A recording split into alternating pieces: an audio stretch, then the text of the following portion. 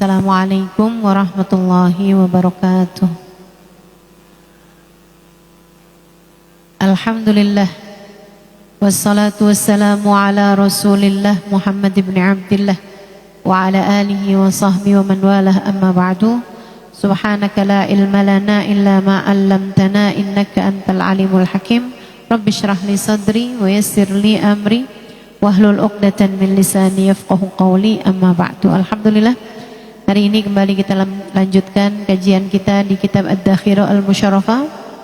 Hari ini kita akan belajar mengenai tata cara wudhu, bagaimana yang wajibnya, sunnah-sunnahnya, bahkan apa yang harus kita hadirkan di saat kita berwudhu, sehingga mudah-mudahan wudhu kita bisa menjadi sarana terampuninya dosa-dosa kita, insyaallah.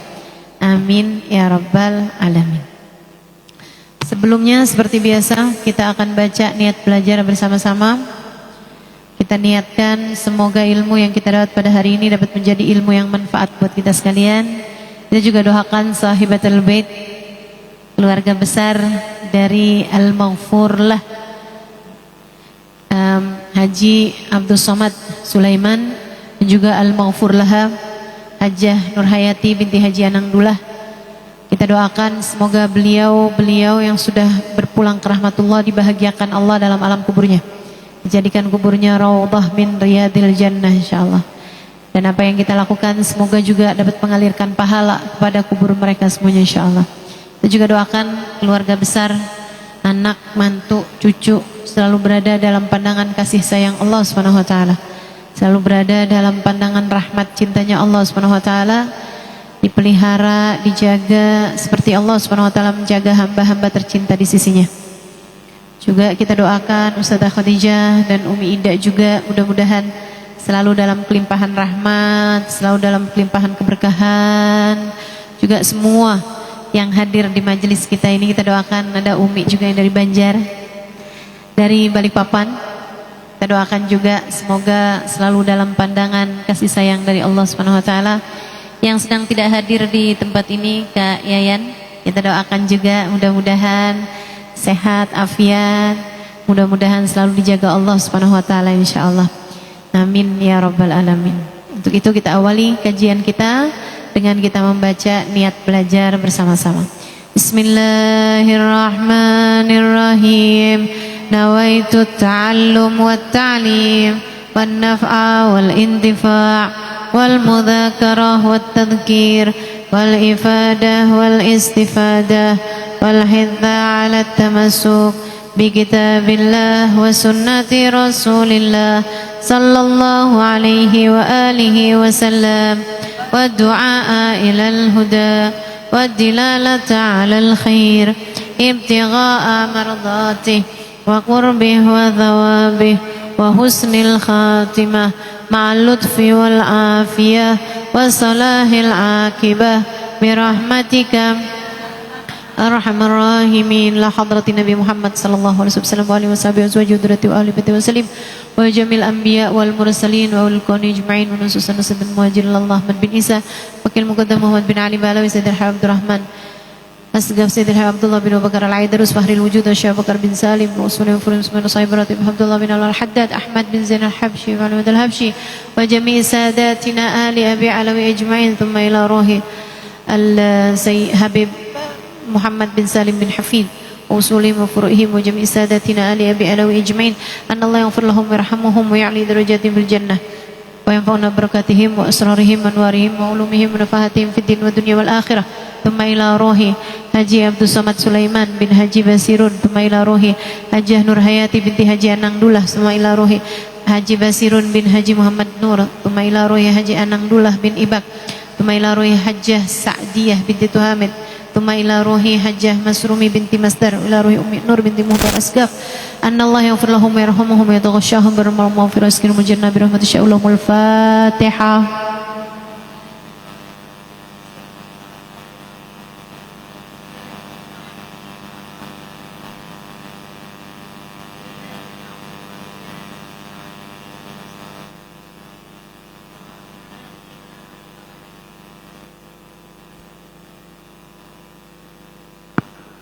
Bismillahirrahmanirrahim. Furudul wudu isittah. Fardu-fardunya wudu ada 6. Fardu-fardunya wudu ada 6. Ini kemarin udah saya sampaikan mengenai fadilah-fadilahnya wudu ya, sama hukum-hukumnya wudu. Sudah bukan? Kapan wudu sunnah, kapan wudu wajib. Udah belum? Udah kan?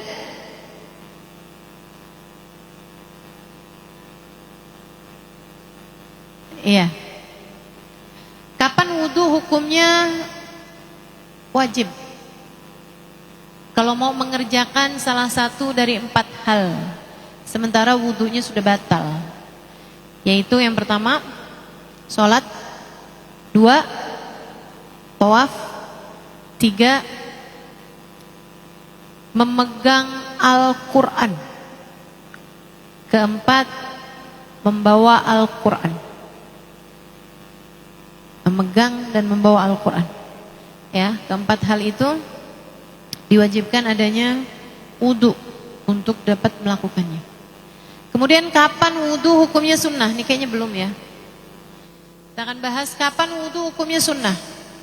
Wudu itu selalu disunnahkan dalam berbagai macam keadaan, kecuali tentu saja orang yang apa? Orang yang haid, orang yang nifas, itu enggak sunnah wudu. Wudu disunahkan dalam berbagai macam keadaan. Kita nih mau belajar nih, sunnah wudu. Karenanya orang tuh walaupun sama-sama belajarnya, ada yang punya wudu, ada yang nggak punya wudu, tuh berkahnya ilmunya bisa beda. Yang hadir nggak pakai punya wudu, yang hadir dengan punya wudu, berkah ilmunya beda. Kapan lagi wudu sunnah? Wudu sunnah ketika kita mau membaca Al-Quran. Loh, gak wajib Ustazah? Gak wajib. Yang wajib kalau pegang Quran. Dan karena teman-teman gak bisa baca Quran kecuali dengan pegang Quran, betul? Karenanya kemudian menjadi hukumnya wajib. Bukan karena baca Qurannya, tapi karena pegang Qurannya. Gimana Ustazah baca tapi gak pegang? Kayak tadi ibu-ibu baca Yasin, banyak kan yang gak pegang Quran? Karena kalau bacanya bareng-bareng biasanya hafal. Tapi kalau disuruh bacanya sendiri, libet-libet mulu tuh. Walau nasya lagi ntar. Begitu ya. Nah ini. Jadi kalau misalnya kita baca Quran dari hafalan kita, itu gak wajib punya wudu. Kalau baca Quran tapi gak pakai pegang, hukumnya sunnah, tapi pahalanya beda. Orang yang baca Quran enggak punya wudu, satu hurufnya punya nilai 10 kebaikan. Innal hasanah bi asyri amsalihha. Kata Nabi Muhammad, sungguhnya satu kebaikan punya nilai 10 kali lipat. 10 cahayanya, 10 pahalanya, 10 dosa diampuni per satu huruf. Per satu huruf. Kata Nabi Muhammad, walam aqul alif lam mim harf, bal alif harf wal lam harf wa mim harf. Kata Nabi Muhammad, dan aku tidak mengatakan alif lam mim sebagai satu huruf, melainkan alifnya satu huruf, lamnya satu huruf, mimnya satu huruf. Jadi kayak alhamdu nggak dihitung satu huruf, tapi a-nya sendiri, lamnya sendiri, ha-nya sendiri, mimnya sendiri, dalnya sendiri. Gitu ya. Jadi pahalanya baca Quran itu 10 kali lipat. Nah, ketika kita bacanya pakai wudu, punya wudu, satu hurufnya bernilai 20. Jadi dilipat gandakan lagi. Kalau kita membacanya di dalam sholat sunnah, baca sholat sunnah, ibu-ibu baca Quran, atau dalam sholat wajib, ya, baca Quran, satu hurufnya, kan pasti punya wudu dong namanya dalam sholat. Kalau sholatnya duduk, satu hurufnya punya nilai 50. Kalau sholatnya berdiri, maka satu hurufnya punya nilai 100. Itu untuk orang yang mampu berdiri. Sholat sunnah ya. Sholat sunnah berdirinya kan sunnah. Kalau sholat sunnah, berdirinya sunnah. Tapi kalau sholat wajib, berdirinya hukumnya wajib. Jadi kalau kamu sholat taraweh, sebenarnya kuat berdiri, gak apa-apa, tapi duduk aja, misalnya gitu. Boleh nggak? Boleh. Kalau sholat isya nggak boleh. Halo? Ngerti nggak nih? Nyambung nggak nih? Saya tahu ibu-ibu ngerti pasti. Cuman masalahnya ada yang pikirannya di sini, ada yang pikirannya lagi yang ke rumah, ke dapur.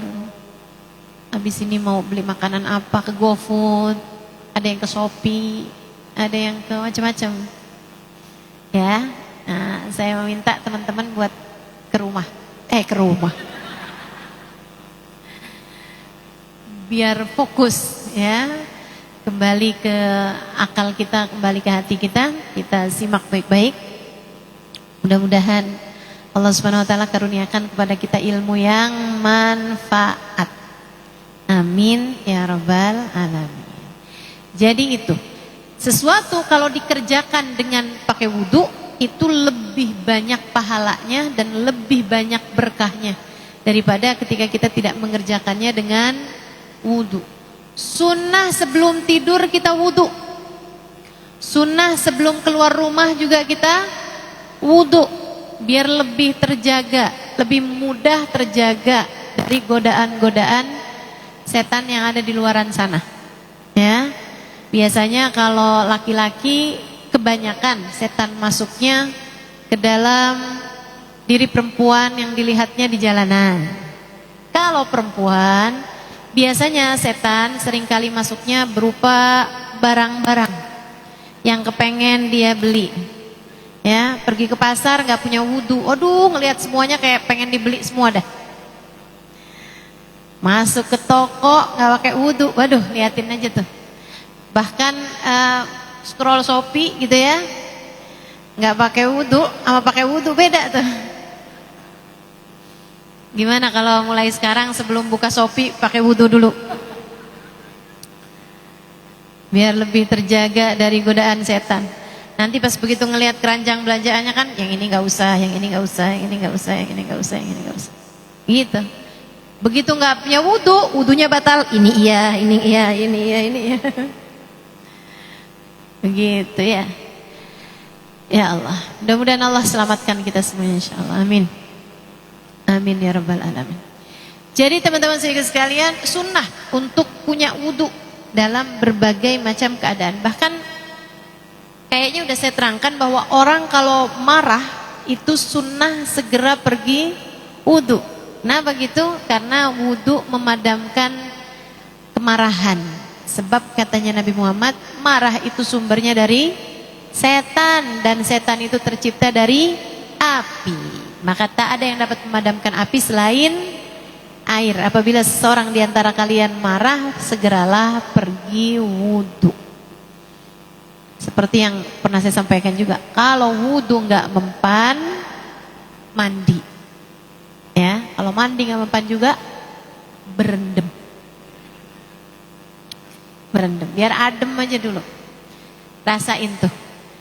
Rasain kebenaran ucapannya Nabi kita Muhammad sallallahu alaihi wasallam. Udah yang paling sayang sama kita, udah. Yang paling benar ngajarinnya tuh sama kita, baginda kita Nabi besar Muhammad sallallahu alaihi wasallam. Itu dalam keadaan-keadaan yang tadi saya sampaikan, wudu hukumnya sunnah, dan menjaga selalu punya wudu itu juga merupakan caranya para ulama, cara hidupnya para ulama, cara hidupnya para wali-walinya Allah Subhanahu wa taala. Enggak betah enggak punya wudu. Teman-teman saya sekalian, saya udah denger ini dari ketika saya masih kecil, ketika saya masih mondok di Indonesia. Tapi saya nyaris gak pernah lihat ada orang-orang yang selalu menjaga wudu gitu. Ketika saya berangkat ke Kota Tarim, saya tinggal bersama di sana. Itu ketika mereka mau sholat, gak ada yang batal wudunya, langsung sholat aja gitu. Mereka semuanya hampir selalu punya wudu. Apalagi kalau bepergian ke luar-luar rumah gitu ya, maksudnya sedang tidak di dalam rumah, itu udah bisa dipastikan punya wudu mereka. Mereka udah terbiasa untuk selalu dalam keadaan punya wudu. Bukan karena air di sana sulit, gitu ya, bukan. Alhamdulillah air di sana nggak sulit, teman-teman.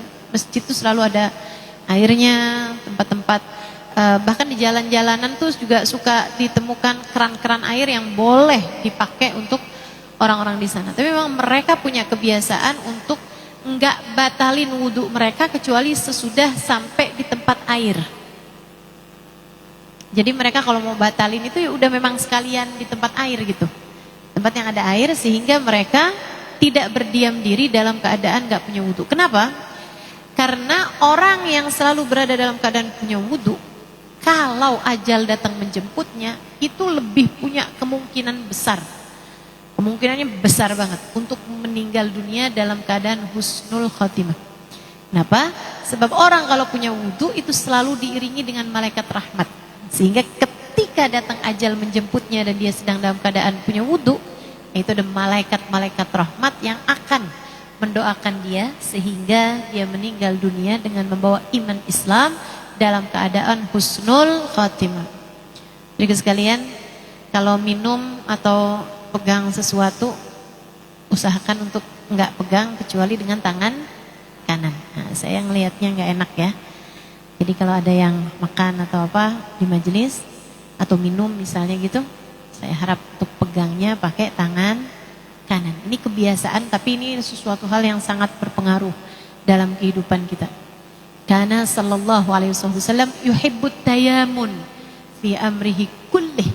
Nabi Muhammad suka mendahulukan yang kanan, suka pakai yang kanan dalam berbagai macam urusan-urusan beliau. Nah, kalau bukan Nabi Muhammad yang kita tiru, siapa lagi? Ya, biasakan untuk pegang apa-apaan pakai tangan kanan, terutama makan, minum, janganlah yang kirinya dipakai ya. Bismillah. Teman-teman sekalian, sunnahnya baginda kita Nabi besar Muhammad sallallahu alaihi wasallam selalu berada dalam keadaan punya wudhu. Punya wudhu. Ada dulu Abul Hasan Asy-Syadzili. Nah, ini juga kemarin udah saya ceritain ya. Anak santri yang dimintain untuk selalu punya air wudhu. Dia belajar pengen mengubah sesuatu menjadi emas. Nah, itu kan.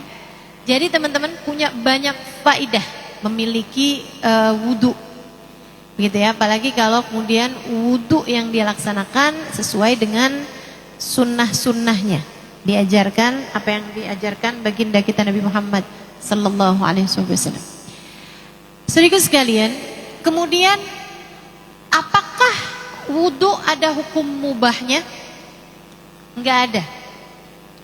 Sesuatu hal yang hukum aslinya sunnah enggak pernah datang hukum mubah.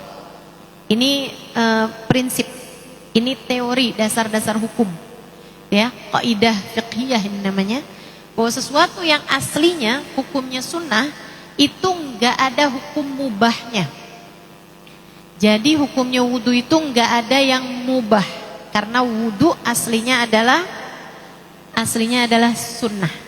Ada perintahnya dari agama. Lain kalau makan, minum asli hukumnya adalah mubah.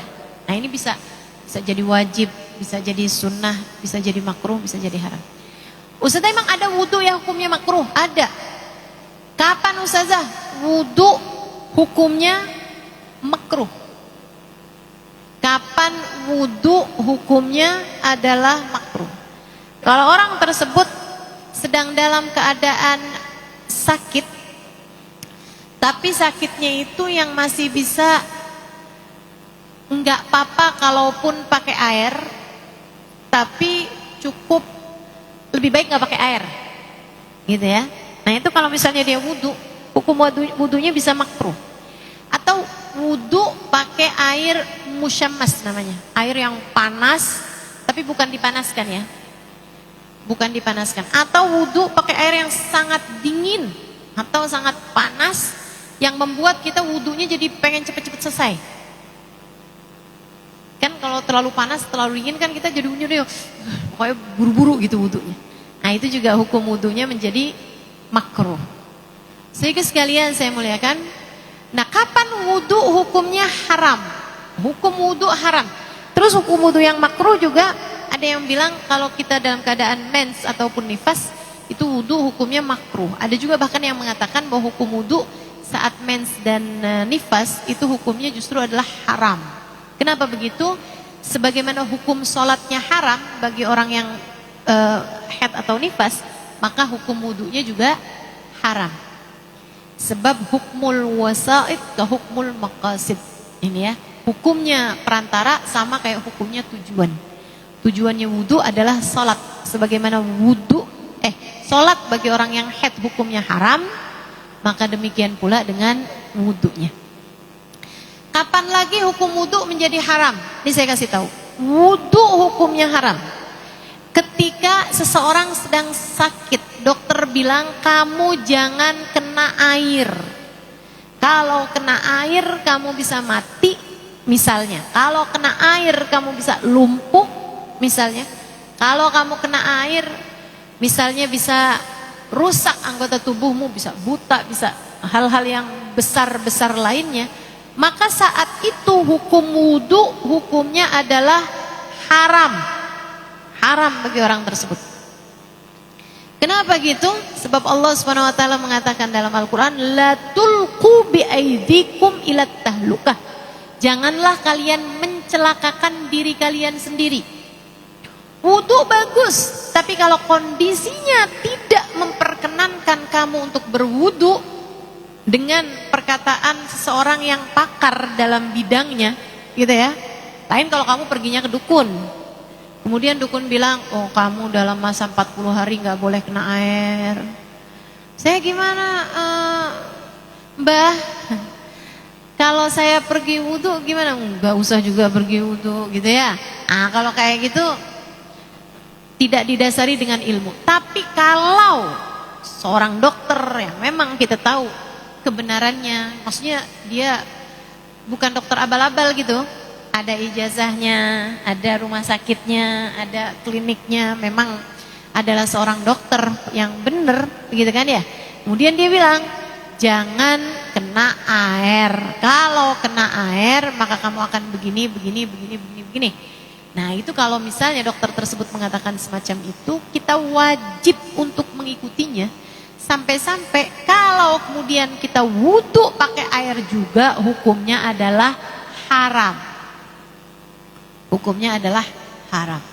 Jangan kemudian kamu pikir, ya udah deh wudu aja deh, kena air. Kalau mati kan saya syahid, mati karena berwudu.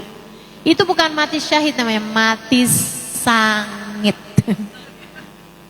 Mati sial itu ya. Bukan mati syahid itu mah.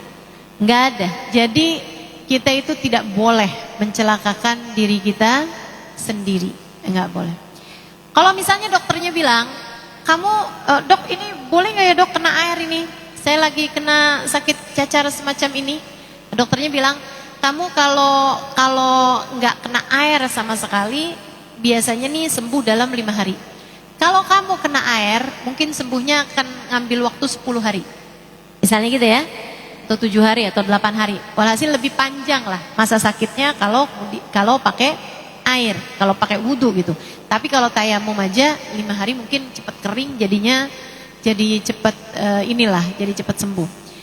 Apa hukum wudu pada saat itu? Hukumnya makruh. Karena jadinya memperlama masa kesembuhan. Enggak sampai haram, sebab sesuatunya masih bisa ditanggung. Tambahan sakit 2 hari, 3 hari, orang masih bisa tanggung. Paham ya? Tapi kalau misalnya dibilang, kalau kamu kena air kamu buta, kalau kamu kena air kamu bisa lumpuh, kalau kamu kena air kamu bisa mati, misalnya gitu ya. Nah kalau seperti itu permasalahannya, maka hukum wudunya adalah haram. Kalau akan terjadi sesuatu yang sangat berbahaya, atau akan terjadi sesuatu hal yang sangat tidak menyenangkan. Tidak menyenangkannya itu yang tidak mampu ditanggung oleh badan manusia gitu. Begitu jelas? Jelas ya. Kemudian ada lagi wudu menjadi haram kalau kondisinya gini nih, lagi susah air bersih. Ini kayak saudara-saudari kita nih yang sekarang lagi ada di Sumatera. Kita doakan mudah-mudahan Allah Subhanahu wa taala mengaruniakan kelembutannya, lutufnya, rahmat kasih sayangnya kepada mereka, sehingga Allah Subhanahu wa taala mengangkat musibah dari mereka. Mudah-mudahan segera bisa dikembalikan apa yang hilang dari mereka, insyaallah. keadaannya bisa stabil lagi, bisa pulih lagi, bisa seperti sedia kala insyaallah. Mudah-mudahan Allah Subhanahu wa taala menyayangi mereka sebagaimana Allah Subhanahu wa taala menyayangi kita semua insyaallah. Amin ya rabbal alamin. Jadi sekalian, ada banyak di antara mereka terjebak di banjir saat ini sehingga kesulitan untuk mendapatkan air bersih. Air bersihnya sudah sedikit banget sisanya.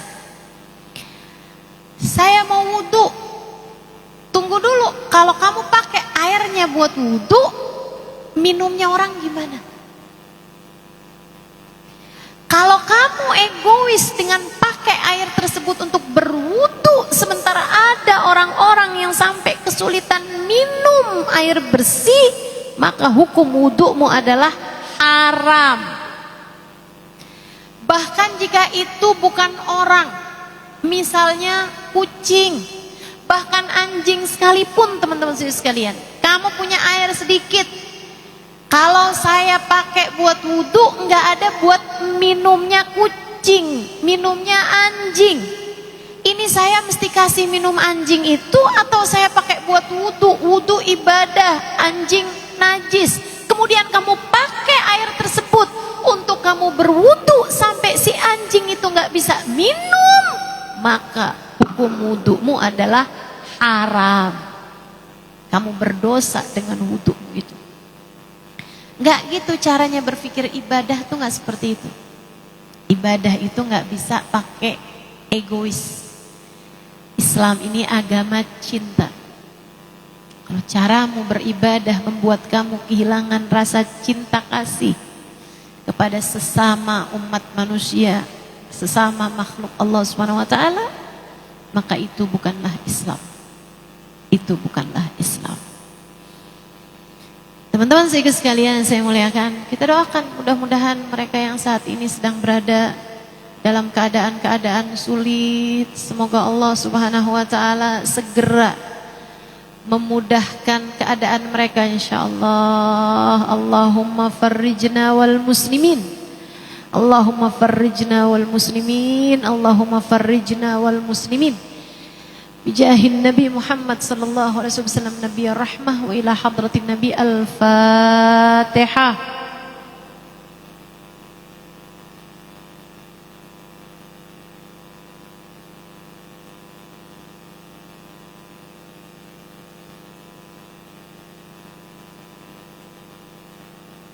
Ghairil maghdubi alaihim waladdallin. Amin ya rabbal alamin. Jadi begitu. Itu hukum-hukumnya wudu. Ada wajib, ada sunnah, ada makruh, dan ada juga haram. Nah, sekarang kita akan bahas gimana caranya wudu. Furudul wudu isitta, fardu-fardunya wudu yang wajib-wajibnya ada 6. Apa aja? Al-awwalu an-niyah. Yang pertama adalah niat. Ats-tsani ghuslul wajh. Yang kedua adalah membasuh wajah. Ats-tsalits ghuslul yadain ma'al mirfaqain. Membasuh dua tangan sampai dengan siku-siku. Ar-rabi' mashu syai'in minar ra's. Yang keempat membasuh sebagian dari rambut, dari kepala. Al-khamis, yang kelima, ghuslur rijlain ma'al ka'bain, membasuh kaki sampai dengan mata kaki. As-sadis at-tartib. Yang kelimanya adalah tertib. Yang keenamnya adalah tertib atau berurutan. Kita bahas satu-satu. Yang Allah sebutkan dalam Al-Quran itu ada 4. Ustazah, kenapa jadi 6? Saya kasih keterangan. Jadi yang Allah sebutkan dalam tata cara wudu itu hanya ada 4 aja. Kata Allah Subhanahu wa taala, "Ya ayyuhalladzina amanu idza qumtum ila sholati faghsilu wujuhakum wa aydiyakum ilal marafiq wamsahu biru'usikum wa arjulakum ilal ka'bain." Kata Allah di dalam Al-Quran di surat Al-Maidah ayat 6. Ya ayyuhalladzina amanu, wahai orang-orang yang beriman, idza qumtum ila shalah, kalau kalian mau pergi salat, kalau kalian mau berdiri mengerjakan salat, Fangsilu wujuhakum, maka basuhlah wajah kalian. Satu. Wa aidiakum ilal marafiq, basuhlah tangan kalian sampai ke siku. Wamsahu biruusikum, kemudian usaplah kepala kalian. Wa arjulakum, kemudian basuhlah kaki kalian. Kaki kalian, wa arjulakum ilal ka'bain, sampai ke mata kaki. Jadi 4. Wajah, tangan, kepala, kaki. Lah kok jadi 6? 6 ada tambahan apa nih? Yang pertama niat, yang terakhirnya adalah tertib. Yang tertib dulu deh saya bahas. Kenapa kok jadi ada tertib? Karena Allah menyebutnya berurutan. Dan Nabi Muhammad tidak pernah mengerjakan wudhu selain berurutan. Kalau saja itu tidak berurutan, gitu ya, nggak wajib urutannya, pasti pernah dilaksanakan Nabi walaupun 1 kali. Sebab Nabi itu, perilaku beliau dalam keseharian itu adalah penterjemahan isinya Al-Quran. Makanya teman-teman saya sekalian, ulama bilang, kita tuh kalau pelajarin hidupnya Nabi Muhammad SAW, kita akan dapati semua isinya Al-Quran itu terpraktekkan dalam dirinya Nabi Muhammad. Makanya Sayyidah Aisyah ketika ditanya, kayak apa Nabi Muhammad di dalam rumahnya? Sayyidah Aisyah menjawab, kana khuluquhul Qur'an. Sungguhnya akhlaknya Nabi Muhammad adalah Al-Quran. Terjemahan dari Quran dalam kehidupan ada pada diri baginda kita Nabi besar Muhammad sallallahu alaihi wasallam. Makanya syariat ini adalah Al-Quran dan Al-Hadis. Al-Quran wahyunya Allah Subhanahu wa taala, hadis adalah ucapan Nabi Muhammad ataupun perbuatannya Nabi Muhammad sallallahu alaihi wasallam. Kayak urusan minum sambil berdiri, hukumnya wajib apa sunnah? Minum sambil duduk, hukumnya wajib apa sunnah? Sunnah. Kenapa bisa sunnah? Karena Nabi Muhammad pernah minum sambil berdiri. Nabi Muhammad pernah minum sambil berdiri. Kalau saja hukumnya minum sambil duduk itu wajib, Nabi Muhammad tidak akan pernah minum sambil berdiri. Tapi Nabi Muhammad minum duduk terus. Sesekali Nabi Muhammad minum sambil berdiri. Makanya kita diajarin kalau minum sambil berdiri kita pakai niat. Para ulama nih, guru-guru saya ngajarin sampai sedemikian detail, teman-teman. Kamu kalau lagi minum yang tidak memungkinkan untuk duduk, misalnya lagi ada di bis kota, bisnya penuh sehingga kita berdiri, tapi haus atau batuk, nggak memungkinkan untuk duduk. Karena memang posisinya sambil berdiri. Bagaimana ini kalau kayak gini? Silahkan minum sambil berdiri, kemudian baca Allahumma sholli ala man syariba qaidan wa qaima. Ya Allah, sampaikanlah sholawatmu kepada seseorang yang selalu minum dalam keadaan duduk dan sesekali berdiri. Dengan cara itu, bahkan kamu minum dengan berdiri sekalipun tetap berpahala. Tapi jangan sering-sering. Berarti bisa juga nih minum sambil berdiri tapi tetap berpahala. Caranya baca itu. Setiap kali minum, lagi duduk pun berdiri dulu. Allahumma sholli ala man syariba qaidan wa qaima. Wah, itu mah enggak ngikutin sunnah Nabi namanya. Tetap hukumnya adalah makruh. Tapi kalau sesekali di saat kamu harus minum dalam keadaan berdiri, kamu membaca doa tersebut, nah itu bahkan minumnya kamu berdiri sekalipun tetap bernilai pahala. Jelas ya? Nah itu. Tapi diriwayatkan Nabi tuh wudunya itu enggak pernah enggak berurutan. Nabi selalu aja nggak basuh tangan kecuali sesudah wajah, nggak basuh kepala kecuali sesudah tangan dan wajah, nggak basuh kaki kecuali yang terakhir. Dalam keadaan apapun selalu urutan. Kemudian ada hadisnya Nabi Muhammad SAW ketika ditanya tentang Rasul, kami nih kalau sa'i mulai duluan dari Sofa Marwah atau dari Marwah Sofa? Nabi Muhammad menjawab, ibda'u bima bada Allahu bih. Mulailah dari arah yang disebut duluan sama Allah Subhanahu wa taala dalam Al-Qur'an. Merujuk kepada firman Allah, inna safa wal marwata min syairillah. Sesungguhnya Safa dan Marwah adalah tanda-tanda kekuasaan Allah. Salah satu dari syiar-syiar agama Allah Subhanahu wa taala. Allah menyebutnya Safa dulu baru Marwah. Jadi nggak boleh tuh orang tawaf mulainya dari Marwah dulu baru Safa. Kalau ada orang kayak begitu, mulainya dari Marwah dulu baru Safa, hitungan yang dari Marwah ke Safa nggak dihitung. Baru mulai dihitungnya dari Safa ke Marwah. Saudaraku sekalian, saya muliakan, demikian pula dengan wudu. Wudu ini Allah sebutkan secara berurutan, muka dulu, baru tangan, baru kepala, baru kaki. Dan Nabi Muhammad tidak pernah berwudu kecuali sesuai dengan urutan-urutan tersebut.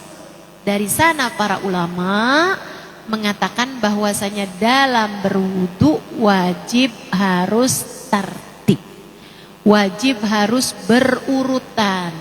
Nggak boleh, oh ini kepala saya panas banget nih, jadi saya wudunya dari kepala dulu aja. Nggak kena. Atau misalnya tangan nih emang kotor kan habis makan atau habis apa gitu, wudunya sekalian tangan duluan gitu ya. Baru habis itu muka, baru nggak boleh, harus secara berurutan sesuai dengan tata cara wudu yang diajarkan baginda kita Nabi Muhammad SAW dan yang Allah Subhanahu wa taala ajarkan di dalam ayat yang tadi telah saya bacakan. Itu tentang tertib. Dan semua ulama membenarkan hal ini. Jadi ulama madhab ada 4 yang disebut ahli sunnah wal jamaah. Imam Abu Hanifah, Imam Malik, Imam Syafi'i, kemudian Imam Hambali. Ini saya sebutkan berdasarkan urutan tuanya ya. Pertama Abu Nu'man, Al-Imam Abu Hanifah, kemudian yang kedua yaitu Imam Malik ya, gurunya Imam Syafi'i, kemudian yang ketiga Imam Syafi'i, kemudian Imam Ahmad bin Hambal atau madhab Hambali yang merupakan muridnya Imam Asy-Syafi'i. Keempat madhab semuanya menyatakan hal yang sama, wudu harus ada tertib. Kemudian ada tambahan an-niyatu, harus adanya niat. Nah kalau ini Imam Abu Hanifah tidak mewajibkannya. Menurut Imam Abu Hanifah nggak wajib niat. Jadi kalau ada orang was-was urusan niat, kasih yang ini, kasih pendapat yang ringan. Ada kan? Saya ada tahu orang kalau wudu tuh sampai airnya harus ditenangin dulu. Itu ngadepin air kayak orang lagi mau nidurin anak, tenangin dulu dia. Ntar airnya udah tenang baru dia wudu. Was-was. Orang kalau was-was ini mesti gimana Ustazah?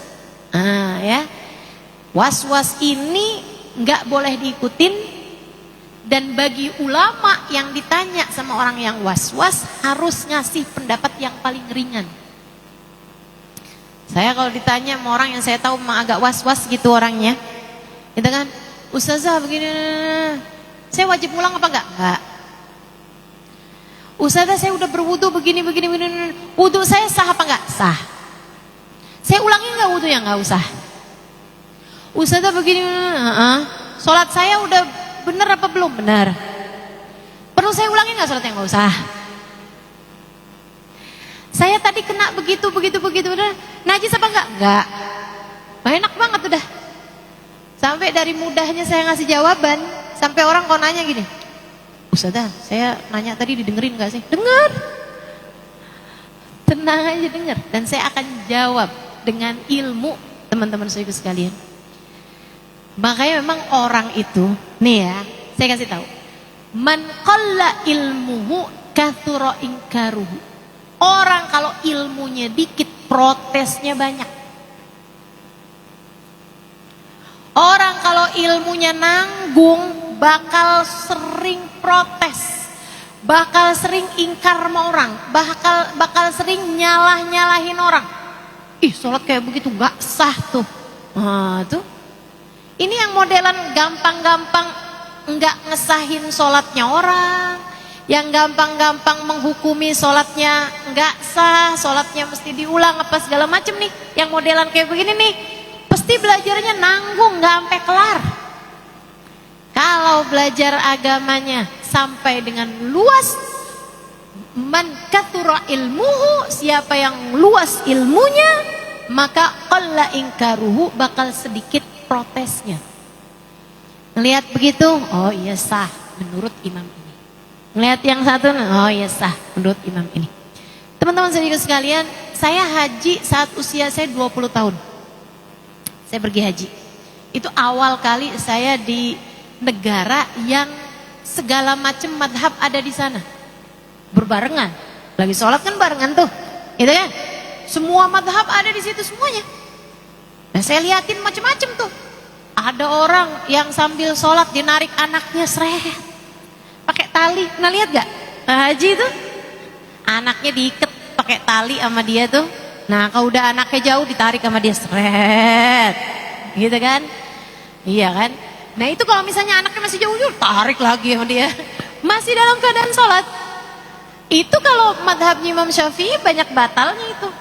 Bergerak 3 kali gerakan atau bergerak 1 kali gerakan tapi yang hampir seluruh anggota tubuhnya bergerak gitu ya, kayak lompat atau apa, itu udah batal sholatnya. Tapi nggak batal menurut pendapatnya Imam Abu Hanifah. Selagi orang yang lihat masih tahu bahwa dia sedang mengerjakan sholat, kiranya gitu, gerakan-gerakannya tuh yang masih dia lagi sholat nih sambil ini nih, sambil narik anaknya gitu kan, masih orang lihat sambil gerakan sholat gitu, masih sah menurut Imam Abu Hanifah. Kayak ngelihat auratnya orang lagi di saat sholat, itu kan orang-orang yang mayoritas madhabnya Imam Abu Hanifah, kelihatan depan sini rambutnya, kelihatan tangannya, kan gitu ya, pakai gelang. Sih tangannya segini nih, widih. Ini kan kalau madhabnya kita nih Imam Syafi'i, udah batal kemana-mana. Kelihatan satu rambutnya udah batal sholatnya. Ini kelihatan rambutnya ada poninya. Sholat pakai poni, ya Allah. Saudaraku sekalian, menurut pendapatnya Imam Abu Hanifah nggak batal. Memperlihatkan sampai dengan 1/3 anggota tubuh yang wajib ditutup auratnya, itu nggak batal. Memang alhamdulillah, Ustaz kok sampai segitu bedanya ya dalam Islam ini. Ini yang katanya Nabi Muhammad, ikhtilafu ummati rahmah. Perbedaannya umat saya itu banyak bawa rahmat, adalah kasih sayang. Kayak misalnya di saat wudhu, kalau madhabnya kita di saat tawaf, madhabnya kita nih Imam Syafi'i ini, kita nih, kalau laki-laki sama perempuan sentuhan, batal wudhunya. Nah kadang-kadang apalagi kalau lagi musiman haji, teman-teman saudara sekalian, wudhunya jauh, kemungkinan sentuhan sama yang bukan mahramnya banyak banget. Betul nggak? Kadang-kadang ada istri malah gandengan, ada yang diikat pakai tali sama suaminya, dia takut pisah. Suami istri tangannya diiketin jadi satu. Iya, ayo loh. Gimana nih? Kalau menurut Imam Syafi'i kan batal, tapi menghindarkan sesuatu yang lebih bahaya lagi, yaitu kepisah suami dengan istrinya, lebih bahaya lagi. Kayak gimana nih kalau kayak gini? Bisa ikut pendapatnya Imam Malik. Teman-teman saya sekalian, Imam Malik sentuhan laki perempuan tanpa adanya syahwat hukumnya gak batal. Agama kita ini luas banget, makanya yang dikit-dikit gak sah, dikit-dikit batal, dikit-dikit pasti belajarnya nanggung. Kita belajar ilmu biar luas. Ya. Nah, kalau kemudian kamu belajarnya memang nggak luas, ya udah jangan gampang-gampang nyalahin orang. Nggak usah sok tahu. Jelas ya? Nggak usah sok tahu. Apalagi sampai nyuruh orang ngulangin sholat lagi. Tadi ini batal, ulangi lagi. Ya ampun, padahal baru baca kitab terjemahan. Apalagi yang baru baca ayat Al-Quran dari terjemahan kemudian langsung. Oh, saya nggak perlu madhab, saya cukup baca Quran.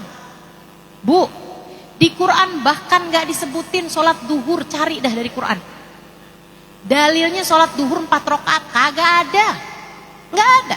Asar 4 rakaat, nggak ada. Maghrib 3 rakaat, Isya 4 rakaat. Bahkan caranya sholat nggak disebutin dalam Al-Quran. Cara wudu malah disebutin, cara sholat enggak disebutin. Apakah artinya bahwa sholat itu tidak lebih penting daripada wudu? Ya nggak mungkin. Tapi kenapa cara wudu disebutin, cara sholat malah enggak disebutin? Karena Allah Subhanahu Wa Taala mau ngasih tahu kepada umat ini bahwasanya perilaku Nabi Muhammad Sallallahu Alaihi Wasallam itu adalah syariat agama Islam. Nabi sholat, disaksikan ribuan sahabatnya. Kemudian Nabi Muhammad mengatakan, "Shollu kama ra'aitumuni usolli." Sholatlah kalian dengan caraku mengerjakan sholat. Jadi kalau ada orang was-was, seperti yang tadi saya sampaikan, bertanyalah kepada ulama, biar was-wasmu itu hilang. Nah, ulama yang baik, ulama yang benar akan memberikan pengarahan yang membuat was-wasnya bisa hilang dengan cara mengambil pendapat yang paling ringan. Kalau ada orang was-was urusan niat, yang sampai kalau kamar mandi lama, bukan urusan wudunya nih, tapi urusan niat dalam nawaitul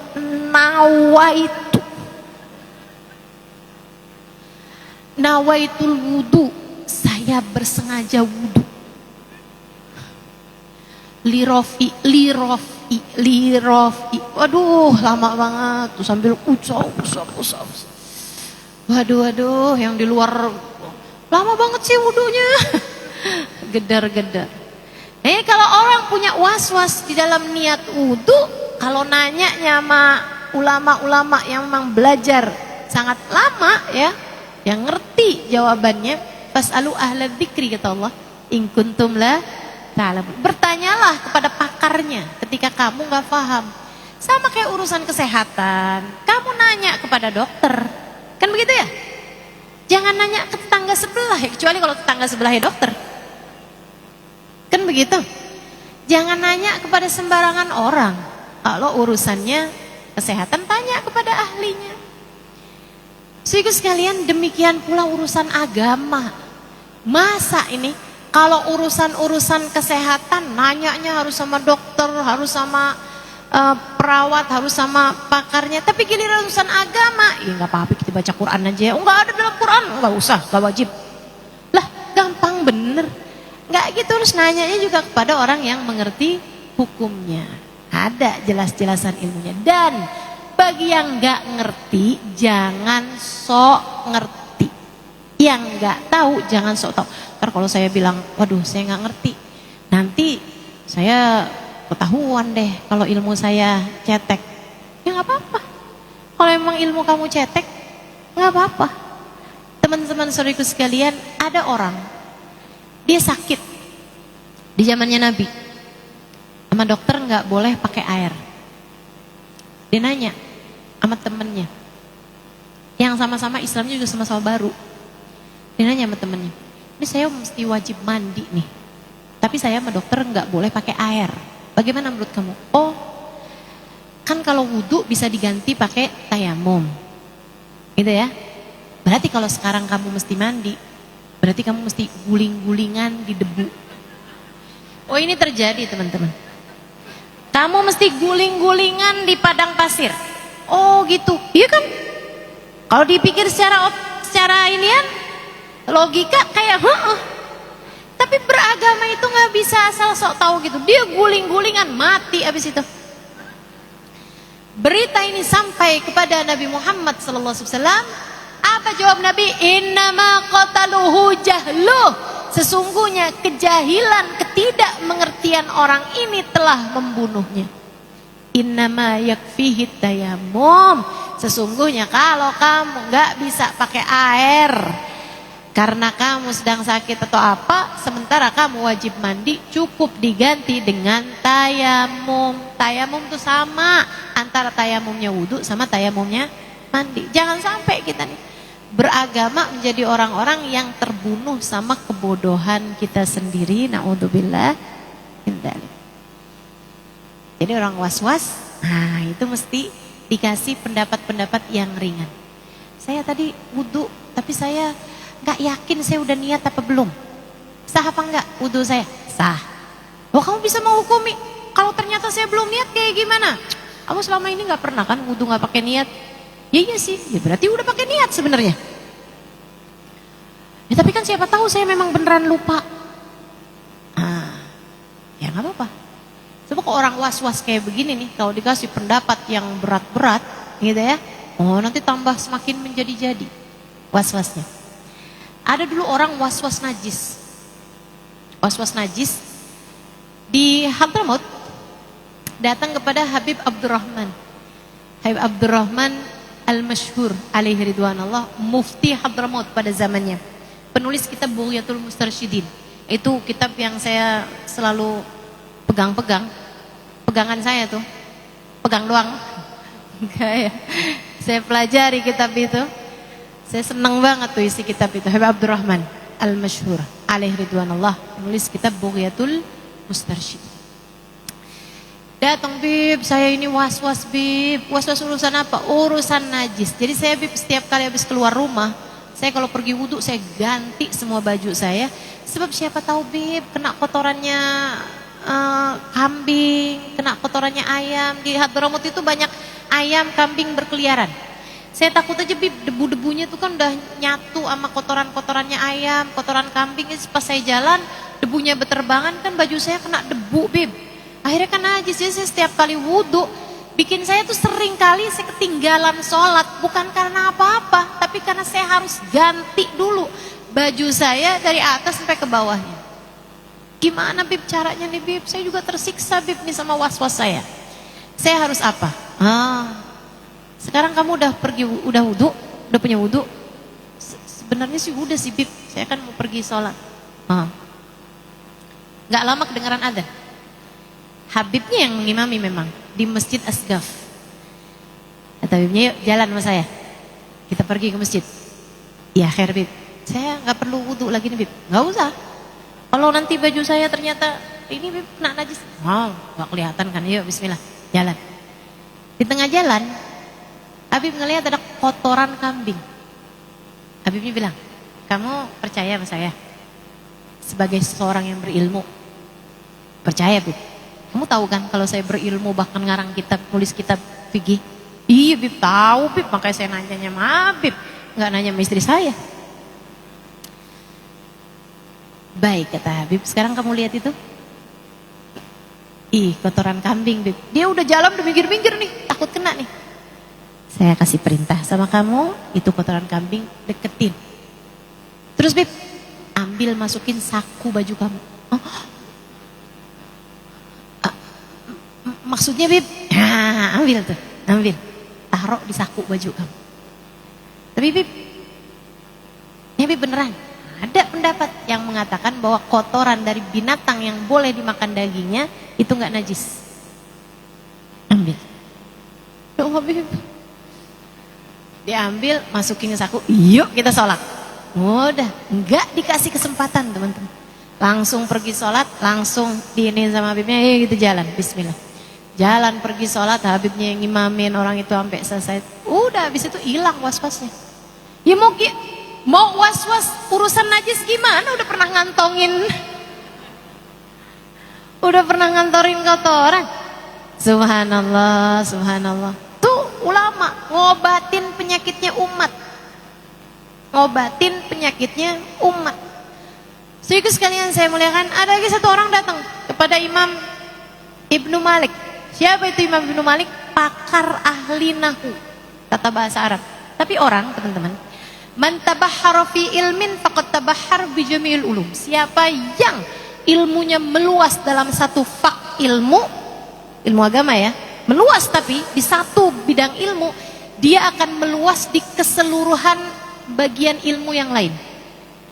Orang pelajarin fikih, dia akan tahu juga sejarahnya Nabi, sirahnya Nabi, dia akan paham hadisnya, tafsirnya Al-Quran, dia akan paham sebab nuzul ilmu Quran dan lain seterusnya. Kenapa? Karena memang saling berkaitan kan, ilmu agama itu kan saling berkaitan. Nah ini beliau ahli tata bahasa Arab. Satu waktu didatangi nama orang, Imam Ibnu Malik, engkau kan juga mengatakan tuh man tabahhar fi ilmin faqad tabahhar bi jami'il ulum. Siapa yang ilmunya meluas satu bidang ilmu, dia telah meluas ilmunya di keseluruhan bidang ilmu yang lain. Iya. Saya mau nanya padamu urusan fikih. Baik.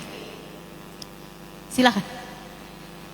Dia bilang saya ini was-was. Oh, gimana was-wasnya? Saya ini udah wudu.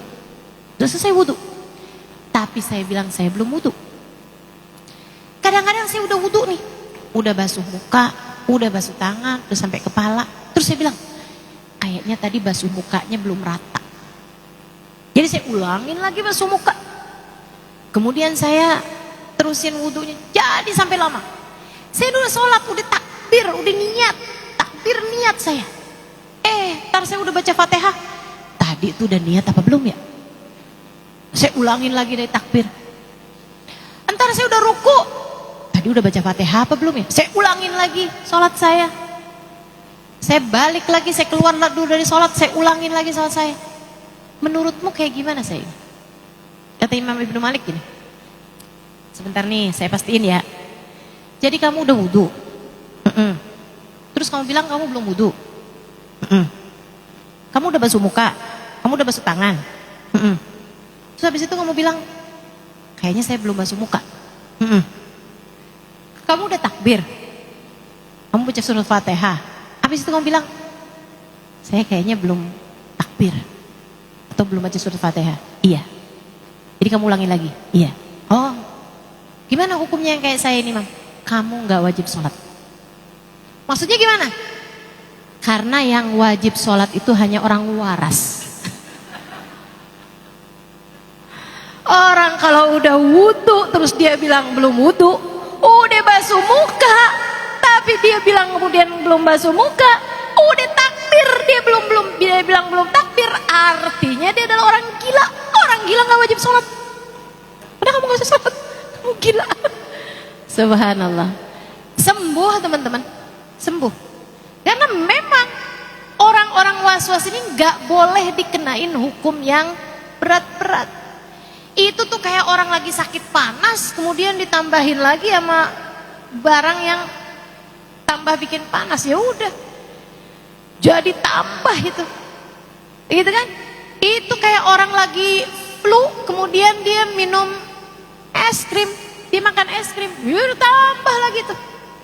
Orang lagi batuk, kerjanya tiap hari makanin es krim mulu, ya tambah berat sakitnya, semacam itu. Jadi orang kalau lagi kena was-was, kasih sama yang ringan-ringan. Begitu ya, termasuk urusan niat dalam sholat nih. Kenapa saya perlu bahas ini? Karena memang ini banyak sekali terkait urusan niat. Orang was-was tuh banyak masuknya dari sisi niat. Nah itu semuanya dari setan tuh. Was-was itu dari setan. Setan kadang bikin orang wudunya setengah jam, sholatnya 5 menit. Padahal kan mestinya itu kan dibalik gitu. Mestinya wudunya 5 menit, sholatnya setengah jam. Begitu kan? Nah ibadahnya yang kita lamakan, bukan wudunya, bukan sarananya.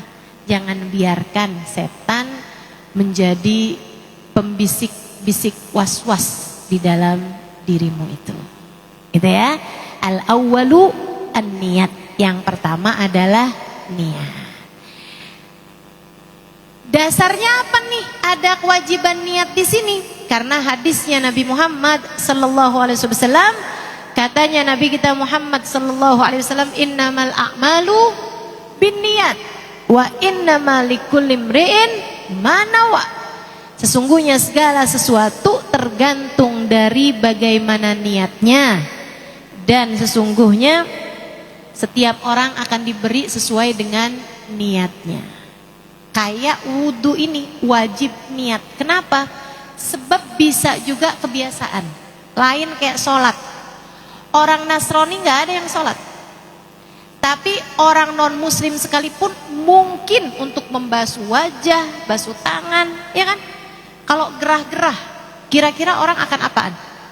Raupan air di mukanya, kemudian tangan, itu udah pasti tuh. Kayak jadi enak aja, orang tuh kok gerah-gerah, siapapun aja pasti akan basuh muka, basuh tangan, ya kan? Kemudian taruhin air di kepala, habis itu sebelum dia jalan pasti basuh kaki. Kan jadi wudhu tuh. Tapi apakah wudhu yang semacam itu boleh dipakai buat sholat? Enggak bisa. Kenapa? Sebab yang satu ibadah, yang satu hanya kebiasaan belaka. Untuk memisahkan yang mana yang ibadah, yang mana yang kebiasaan belaka, disitulah diperlukan niat. Litafriq bainal adah wal ibadah. Untuk memisahkan mana yang ibadah, mana yang kebiasaan, mana yang adat. Diperlukan adanya niat. Lah kalau sholat ustazah, kan semua sholat ibadah. Nggak ada sholat yang bukan ibadah. Iya. Tapi kenapa perlu niat juga?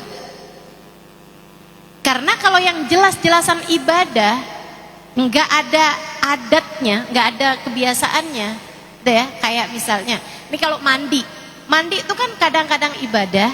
Kalau kamu mandi haid, mandi nifas, mandi lebaran, mandi Jumat, itu kan ibadah. Tapi kan mandi hari-hari kan bukan ibadah dong, kebiasaan aja. Gerah mandi kan begitu. Nggak pernah saya lihat gerah tidur nggak ada. Sehingga gerah mandi atau wudhu kan begitu ya, kesentuh air begitu kan. Nah, untuk urusan mandi itu diperlukan niat, memisahkan mana adat, mana ibadah, mana kebiasaan, mana yang jadi ibadah. Tapi kayak sholat itu kan nggak pernah selain ibadah. Kenapa diperlukan niat? Litafriq baina maratibil ibadah, untuk memisah-misahkan derajat-derajatnya ibadah tersebut. Karena ibadahnya sholat itu ada yang wajib, duhur, asar, maghrib, isya, subuh. Ada juga yang sunnah, qobliyah, ba'diyah, duha, witir, tahajud, sunnah. Ya kan begitu? Ada yang sunnah, ada yang wajib. Buat misah-misahin bahwa yang ini nih lagi sholat wajib, yang ini nih lagi sholat sunnah. Taunya dari mana? Dari niat. Disitulah diperlukan adanya niat. Wajib niat. Makanya yang ibadah doang dan hukumnya nggak pernah wajib, gitu ya. Kayak misalnya di luar sholat kamu baca Quran. Di luar sholat kamu baca Quran. Lagi dalam keadaan nggak mens, tentu saja nggak nifas, gitu ya. Nah, kamu baca Quran. Pernah nggak baca Quran ini hukumnya wajib di luar sholat? Nggak ada. Baca Quran yang hukumnya wajib hanya di dalam sholat, dan itu pun juga hanya surat Al-Fatihah. Kalau di luar sholat hukumnya adalah sunnah. Selalu sunnah baca Quran di luar sholat. Itu sebabnya nggak perlu niat. Jadi kamu kalau mau baca Quran ini nggak perlu nawaitu qiraat. Nah, nggak ada, ya kan? Tapi kalau wudu kamu perlu nawaitul wudu liraf'il hadasil asghar. Kan begitu ya? Kayak sholat kamu perlu niat. Tapi kalau kamu bersihin najis misalnya, yang penting kan najisnya hilang. Nggak perlu adanya niat, teman-teman saudara sekalian. Nggak perlu adanya niat. Jadi kalau kamu nggak tahu kalau itu najis sekalipun, kamu nggak tahu itu coklat apa tai kucing. Nah, ya kan? Kalau coklat hukumnya nggak najis, kalau tai kucing hukumnya adalah najis. Kemudian kamu angkat pakai tisu si coklat-coklat itu, ya kan? Nah, habis itu biar nggak lengket, taruhin air, set. Habis itu kamu ambil lagi tisu, set, set, set, set. Wah, tai kucing. Ternyata itu tai kucing. Udah suci apa belum nih? Ketika lantainya udah jadi bersih, nggak ada lagi bau yang tersisa, dengan kamu angkat pakai tisu, kemudian kamu angkat kasih air sampai lantainya bersih lagi itu udah suci apa belum tuh lantainya? Udah suci. Tapi kan saya tadi nggak pakai niat karena saya pikir itu coklat. Nggak apa-apa, nggak wajib niat dalam hal membersihkan najis. Karena itu bukan sesuatu hal yang sifatnya ibadah ritual. Jelas? Jelas ya? Nah itu adanya niat itu diperlukan untuk dua hal tersebut. Untuk memisahkan yang mana yang kebiasaan dan yang mana yang ibadah. Kemudian lagi yang keduanya adalah untuk memisah-misahkan derajatnya ibadah. Ada ibadah ini, ada ibadah itu, ibadah ini, ibadah itu. Nah itu pada saat itulah diperlukan adanya niat. Ustazah, niat itu harus dilafalkan apa enggak sih? Enggak. Niat itu tempatnya di dalam hati. Ketika saat wudhu, saat basuh muka, dalam hati kamu bilang nih saya wudhu nih. Ini saya adalah wudhu. Saya sekarang sedang berwudhu. Ini saya basuh mukanya nih dalam rangka wudhu. Saya melaksanakan ibadah wudhu. Itu udah cukup. Hati kamu mengatakan bahwa ini adalah wudhu. Udah cukup, teman-teman saudaraku sekalian. Jadi kalau kamu melafalkan nawaitul wudhu, apalagi pakai panjang, lirafil hadasil asghar, lillahi ta'ala, ini yang semacam itu hukumnya hanyalah sunnah. Walaupun sunnah gak pernah hanya ya, hukumnya adalah sunnah. Biar kenapa dilafalkan? Untuk membantu hati hadir, untuk membantu kita menghadirkan hal tersebut di dalam hati kita. Biasanya udah dilafalkan duluan, jadi mengingatkannya di dalam hati kita tuh jadi lebih gampang. Kalau kita udah bilang kan, usolli fardhu dhuhri arba rakaat, Allahu akbar. Ingat kalau itu duhur. Tapi kalau belum asal masuk Allahu akbar, saya sholat apa ya ini? Duhur, asar, isya. Nih gitu kan? Gitu. Jadi suka susah menghadirkan niat di dalam hati kalau tidak dibantu dengan melafalkannya. Itu sebabnya Imam Syafi'i mensunnahkan melafalkan niat hukumnya adalah sunnah. Dan ini berbeda dengan pendapatnya Imam Malik yang mengatakan bahwa tidak perlu melafalkan niat. Makanya kan sebagian orang kan begitu masuk dalam sholat Allahu Akbar, yang satu usolli fardhu dhuhri. Nah ini yang mana nih Ustazah yang benar nih? Dua-duanya sama-sama benar, dengan syarat ketika Allahu Akbar kamu sholat, niatnya juga kamu hadirkan di dalam hati bahwa itu adalah sholat fardu duhur.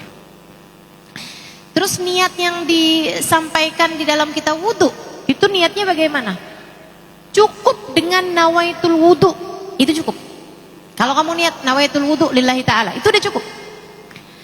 Kalau kamu bilang nawaitu thaharah lissalah, saya niat bersesuci untuk mengerjakan sholat, nggak pakai wudhunya. Nawaitu thaharah lissalah, saya niat bersesuci agar bisa mengerjakan sholat, itu juga boleh. Atau kamu niatnya begini nih, nawaitu raf'al hadasil asghar, saya niat mengangkat hadas kecil, itu juga cukup. Nah kalau kamu gabungin semuanya, nawaitul wudu liraf'il hadasil asghar taharatan lissalah lillahi ta'ala, itu berlebihan. Numpukin niat buat apa? Jadi yang benar gimana Ustazah? Satu aja, nawaitul wudu lillahi ta'ala, gampang. Nawaitul wudu, nawaitu taharah lissalah, bagus. Nawaitu izalatil atau raf'il hadasil asghar, juga boleh. Ustazah saya udah kebiasaan nawaitul wudu raf'il hadasil asghar, ya udah boleh juga, apa-apa.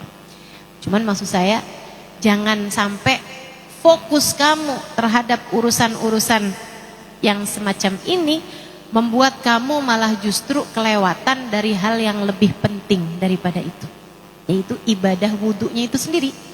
Bahkan sholat itu lebih penting daripada ibadah wudunya itu, begitu ya. Dan wudu ini sendiri juga merupakan pintu gerbang menuju sholat. Siapa yang bagus wudunya bakalan bagus sholatnya. Siapa yang berantakan wudhunya, biasanya juga sholatnya akan sulit untuk bisa menghadirkan hati di dalamnya. Makanya ini kita bisa mempelajari khusyuk dalam sholat dengan cara khusyuk dalam wudhu. Ustazah, kayak gimana khusyuk dalam wudhu? Ats-tsani ghuslul wajh. Khusyuk dalam wudhu adalah menghadirkan hati di saat kita mengerjakan ibadah wudhu tersebut. Misalnya, saat kita membasuh wajah ini ya, wajah itu dari mana ke mana? Ini ibu-ibu, adik-adik, teman-teman saudaraku sekalian, saya akan membahasnya, memang saya terbiasa menyampaikan dengan detail. Karena saya ini bertahun-tahun jadi guru fikih di kota Tarim, Hadramaut, Yaman.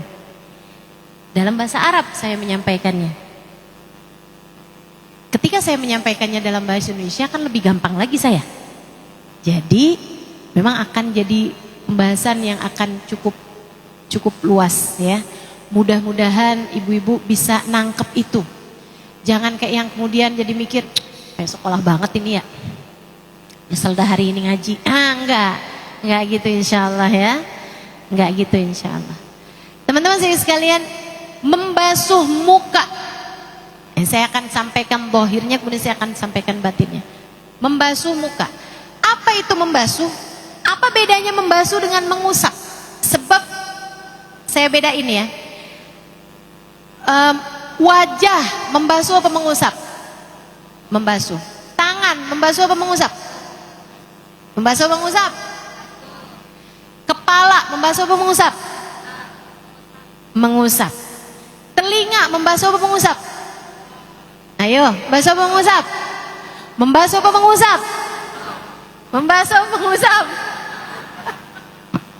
Gak lulus nih. Membasuh apa mengusap? Mengusap. Saudaraku sekalian, kaki membasuh apa mengusap?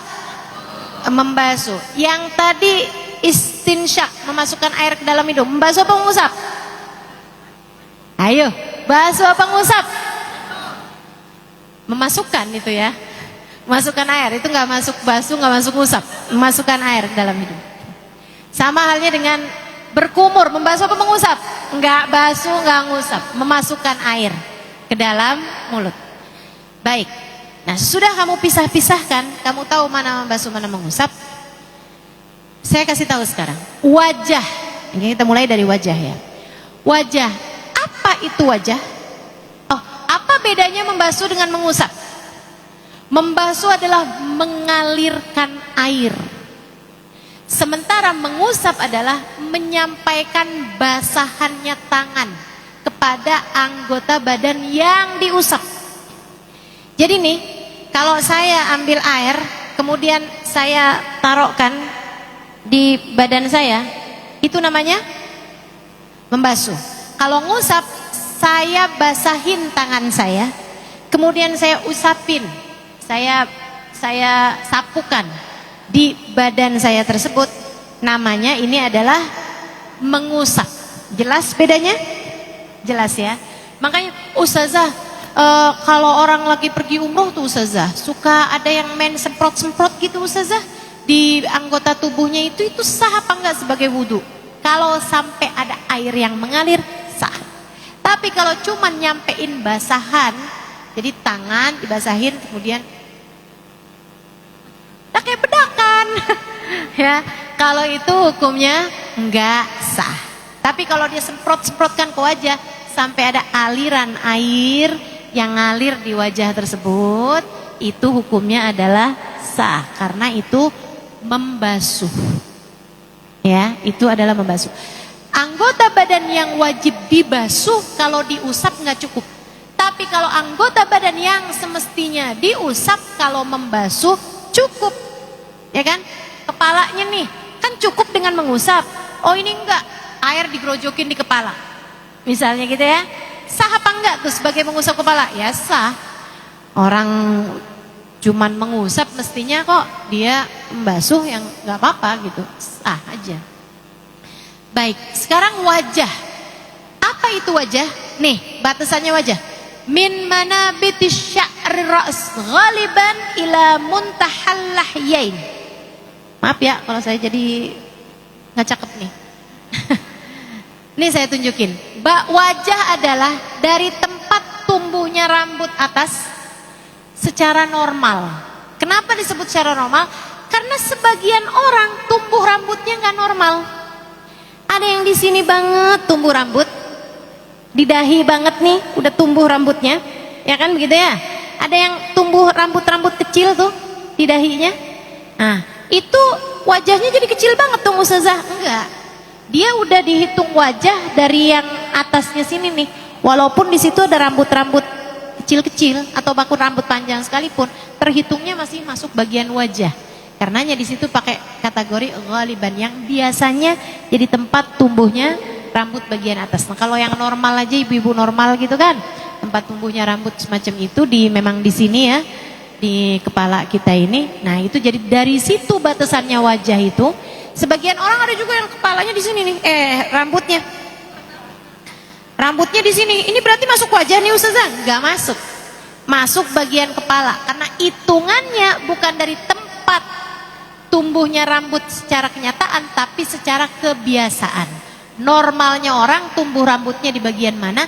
Nah, itulah yang masuk bagian wajah atasnya, bagian atas ila muntahal lahyain, kepada tulang tempat tumbuhnya gigi geraham, tulang tempat tumbuhnya gigi bawah. Ah, nih tulang-tulangnya sini nih, tulang-tulangnya itu wajah. Dari atas tempat tumbuhnya rambut, bawahnya adalah tulang, batasannya tulang tempat tumbuhnya gigi bagian bawah. Ibu-ibu boleh pegang deh, Bu, jelas? Ibu pegang tulangnya. Itu adalah bagian dari wajahmu, Bu. Yang sesudahnya nih, sini nih tempatnya tembolok. Ya.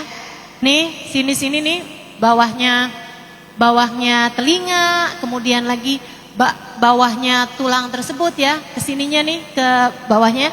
Itu masuknya bagian leher, bukan termasuk bagian wajah yang wajib dibasuh ketika berwudu. Nggak wajib tuh dibasuh ketika berwudu, tapi sunnahnya kita ketika membasuh wajah kita, kenakanlah air tersebut, sampaikan air tersebut ke sisi-sisi bagian wajah kita di samping-sampingnya ini. Bawah-bawah sini nih biar kena juga air, sama bagian atas sini nih biar kena juga gitu. Terus dari ujung sini ke ujung sini, dari sampingnya, dari telinga ke telinga. Dari telinga nih dari telinga kanan ke telinga kiri. Ibu-ibu, bagian lebarnya. Ya. Kalau bagian panjangnya kan dari ujung rambut ke tulang tempat tumbuhnya gigi bawah, ya, tempat tumbuhnya gigi bawah, bukan gigi geram, tempat tumbuhnya gigi bawah. Gitu kan? Kalau dari sampingnya, dari telinga ke telinga. Biasanya orang sebut panjangnya muka itu kan dari sini ya, dari tempat tumbuhnya rambut ke dagu disebut panjang. Bagian lebarnya adalah dari telinga ke telinga. Itu dianggap sebagai bagian lebarnya muka. Padahal ukurannya yang dari telinga ke telinga itu lebih panjang daripada bagian rambut ke dagu. Coba hitung sendiri. Percaya saya. Selalu disebut, kita kalau lihat orang rambutnya maksudnya kepalanya itu ke bawah gitu kan, ke dagu itu kita bilang, ih panjang banget mukanya. Padahal lebih lebaran yang sini ke sini loh. Dari sini ke sini segini aja, ya, dari atas tempat tumbuhnya rambut nih, tuh, cuman segini doang. Kalau dari sini nih, dari telinga, kan, lebih panjang ke sana. Gak apa-apa sih, itu cuman istilah aja. Oke, termasuk bagian wajah, ini penting. Perempuan, dengerin saya. Kenapa perempuan doang Ustazah? Nanti kamu akan tahu. Teman-teman sekalian, termasuk bagian wajah, semua yang ada di permukaan muka kita, dari tempat area yang tadi telah saya sebutkan. Tidak boleh ada yang menghalanginya yang dapat mencegah air sampai ke dalam pori-pori, ke dalam kulit kita. Nggak boleh ada sesuatu yang menghalangi menghalangi sampainya air ke kulit kita. Jadi kalau ada ibu-ibu pakai make up, yang make upnya itu setara dengan cat, yang kalau dilepas itu harus dikletek. Tahu? Ada tuh lipstick yang dipakai 2 hari nggak hilang, merah aja. Pernah tahu nggak? Waterproof misalnya, itu ya. Yang kalau misalnya kamu iniin tuh harus dikletek gitu loh. Yang kalau mau dilepas tuh kayak nggak cukup dengan kamu gini-giniin tuh nggak hilang, kayak harus banget dikelupas baru hilang. Itu menghalangkan air sampai ke kulit.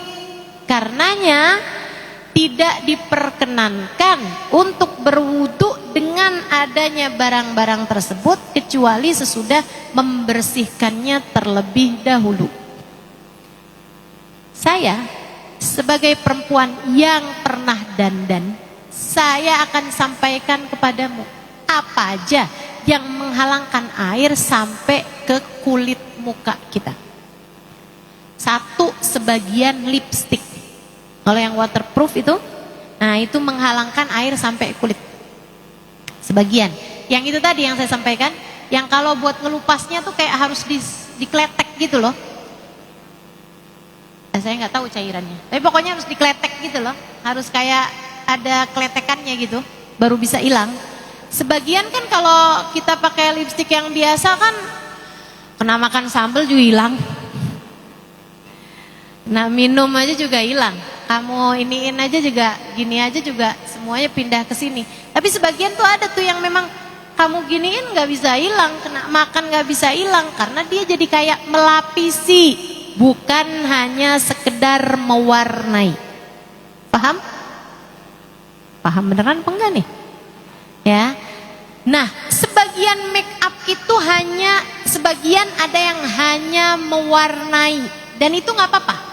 Misalnya kamu pakai bedak, hanya mewarnai aja teman-teman, tidak melapisi, hanya bikin jadi berwarna gitu ya, bukan memberi lapisan. Tapi kalau kamu pakai eyeliner atau kamu pakai bulu mata palsu, mau pakein tuh, nah tempat buat naroin lemnya itu kan anggota tubuh yang semestinya wajib terkena ketika wudhu, tapi kan kehalangan sama lem, ya kan? Nah, jadi sebelum wudhu kan mesti kamu kletek. Seringnya suka ada yang tertinggal loh itu kalau nggak pinter-pinter bersihinnya. Saya pernah sampai harus mengkodok sholat saya, karena ternyata habis kayak sehari, kemudian saya liatin, ya ampun ada lemnya nih ya Allah. So saya kodok lagi sholatnya. Kenapa kok gitu? Karena lem itu menghalangkan air sampai ke bagian kulit yang semestinya terkena air. Jelas? Ustazah, eyeshadow itu mewarnai apa melapisi? Eyeshadow itu yang ditaruh-taruh di atasnya mata itu ya. Eyeshadow mewarnai apa melapisi? Ayo, mau melapisi apa mewarnai? Ibu-ibu kayak anak kecil dah. Kalau diawalinya apa dia ikut yang bagian belakang. Melapisi apa mewarnai? Mewarnai apa melapisi? Mewarnai teman-teman. Itu hanya mewarnai aja, gitu ya. Ustazah apa sih bedanya? Saya kok belum ngerti Ustazah. Nih, bedakan antara tip X dengan bolpen. Tahu? Bolpen biru, bolpen merah, apalagi pensil mewarnai tuh, ya kan? Ada yang biru, ada yang merah, gitu kan? Kalau kamu giniin, ya udah tuh masuk semua tuh ke tangan kamu tuh warnanya, ya kan? Itu namanya mewarnai. Tapi kalau kamu tip X, tahu tip X? Ya, Ada tulisan kamu taruhin tip X di situ. Kalau kamu giniin, ikut gak tuh tip X-nya ke tangan kamu? Nggak ikut. Kalau lagi basah ya. Tapi maksudnya kalau misalnya udah kering gitu, udah kering, kamu giniin tuh masuk gak putih-putihnya situ? Enggak masuk. Kalau kamu mau lepaskan si tips X itu dari kertas, apa yang harus kamu lakukan? Dikeletek, dipakein apaan gitu kan, cairan atau apapun yang untuk menghilangkannya. Itu sebab namanya bukan mewarnai, melainkan melapisi. Jelas? Di muka kamu saat kamu wudhu, jangan sampai ada yang melapisi kulitmu. Kalau kamu habis selesai wudhu baru ketahuan, baru kelihatan, maka wudhunya enggak sah. Harus diulangi kembali. Kamu habis ngecat misalnya, habis selesai wudhu, pas kamu ngaca, lah masih ada sisa cat di muka, ada nih kelihatan satu tetes cat kena ke muka kamu. Itu melapisi apa mewarnai? Melapisi, teman-teman. Jadi gimana Ustazah? Nah, hapus dulu tuh catnya, kemudian wudhulah kembali karena basuh mukanya tadi tidak sah. Jelas sampai sini? Jelas ya. Kemudian kalau kamu basuh muka, teman-teman, itu sunnahnya dimulai dari atas ke bawah, bukan dari tengah, apalagi dari bawah. Nih ya, kalau kamu basuhnya itu dari atas ke bawah, posisinya gini nih, kamu ambil air, kamu usapin di sini, kemudian kamu turunkan ke bawah, kan begitu? Kalau dari tengah gini nih, kemudian kamu basuh. Nah itu sunnahnya bukan dari tengah, kemudian kamu ratakan, bukan, tapi dari atas, bagian atas, kemudian baru kamu lebarkan ke muka kamu. Itu sunnahnya nih. Coba perhatikan saya nih, perhatikan. Ini tangan kamu kan kamu penuhin air nih, kemudian kan kamu usapkan dari bagian atas, kemudian kamu ratakan. Perhatikan tangan saya. Ini ketika kamu mengusapkan semacam ini, jari-jari kamu tuh kamu luaskan, sehingga dengannya air itu akan sampai ke bagian atas kepala. Ini sunnah ya. Yang wajib adalah menyampaikan air ke seluruh bagian muka tanpa ada penghalang apapun yang melapisi muka tersebut. Itu wajibnya. Sunnahnya seperti yang tadi saya sampaikan, diawali dari atas, kemudian biarkan jari-jarimu itu menyentuh sampai ke bagian atas wajah kamu, kepala, maksudnya bagian awal depan kepala kamu dan juga telinga kamu, kemudian kamu panjangkan sampai ke bagian bawah. Nih, kamu alirkan airnya begini nih sampai ke bagian bawah dari apa sih namanya ini ya? Dagu, bawahnya dagu sana itu. Dengan cara itu kamu bisa dapat sunnahnya tahjil, itolatut tahjil. Apa itu? Memperpanjang bagian basahan wajah sama bagian nanti basahan tangan dan kaki, yang katanya Nabi Muhammad SAW, ya'ti ummati yaumal qiyamah ghurran muhajjalina min atharil wudu faman istata'a minkum an yutila ghurratahu falyaf'al. Kata Nabi, sungguhnya umat saya akan datang di hari akhirat nanti dengan cahaya di wajah, tangan dan kakinya karena bekas terkena wudu. Siapa di antara kalian yang ingin agar bagian yang bercahaya tersebut semakin luas, maka lakukanlah. Dengan cara semacam itu nanti yang bercahaya bukan cuma wajah aja, tapi juga bagian depan kepala, telinganya dan juga bagian lehernya. Kemudian juga yang tangan juga kalau bisa panjangin sampai ke lengan, kemudian yang bagian kaki juga panjangin sampai ke betis, paling akhirnya adalah di rokobah, lutut. Jangan panjangin sampai ke paha. Apalagi kalau wudhunya di tempat umum.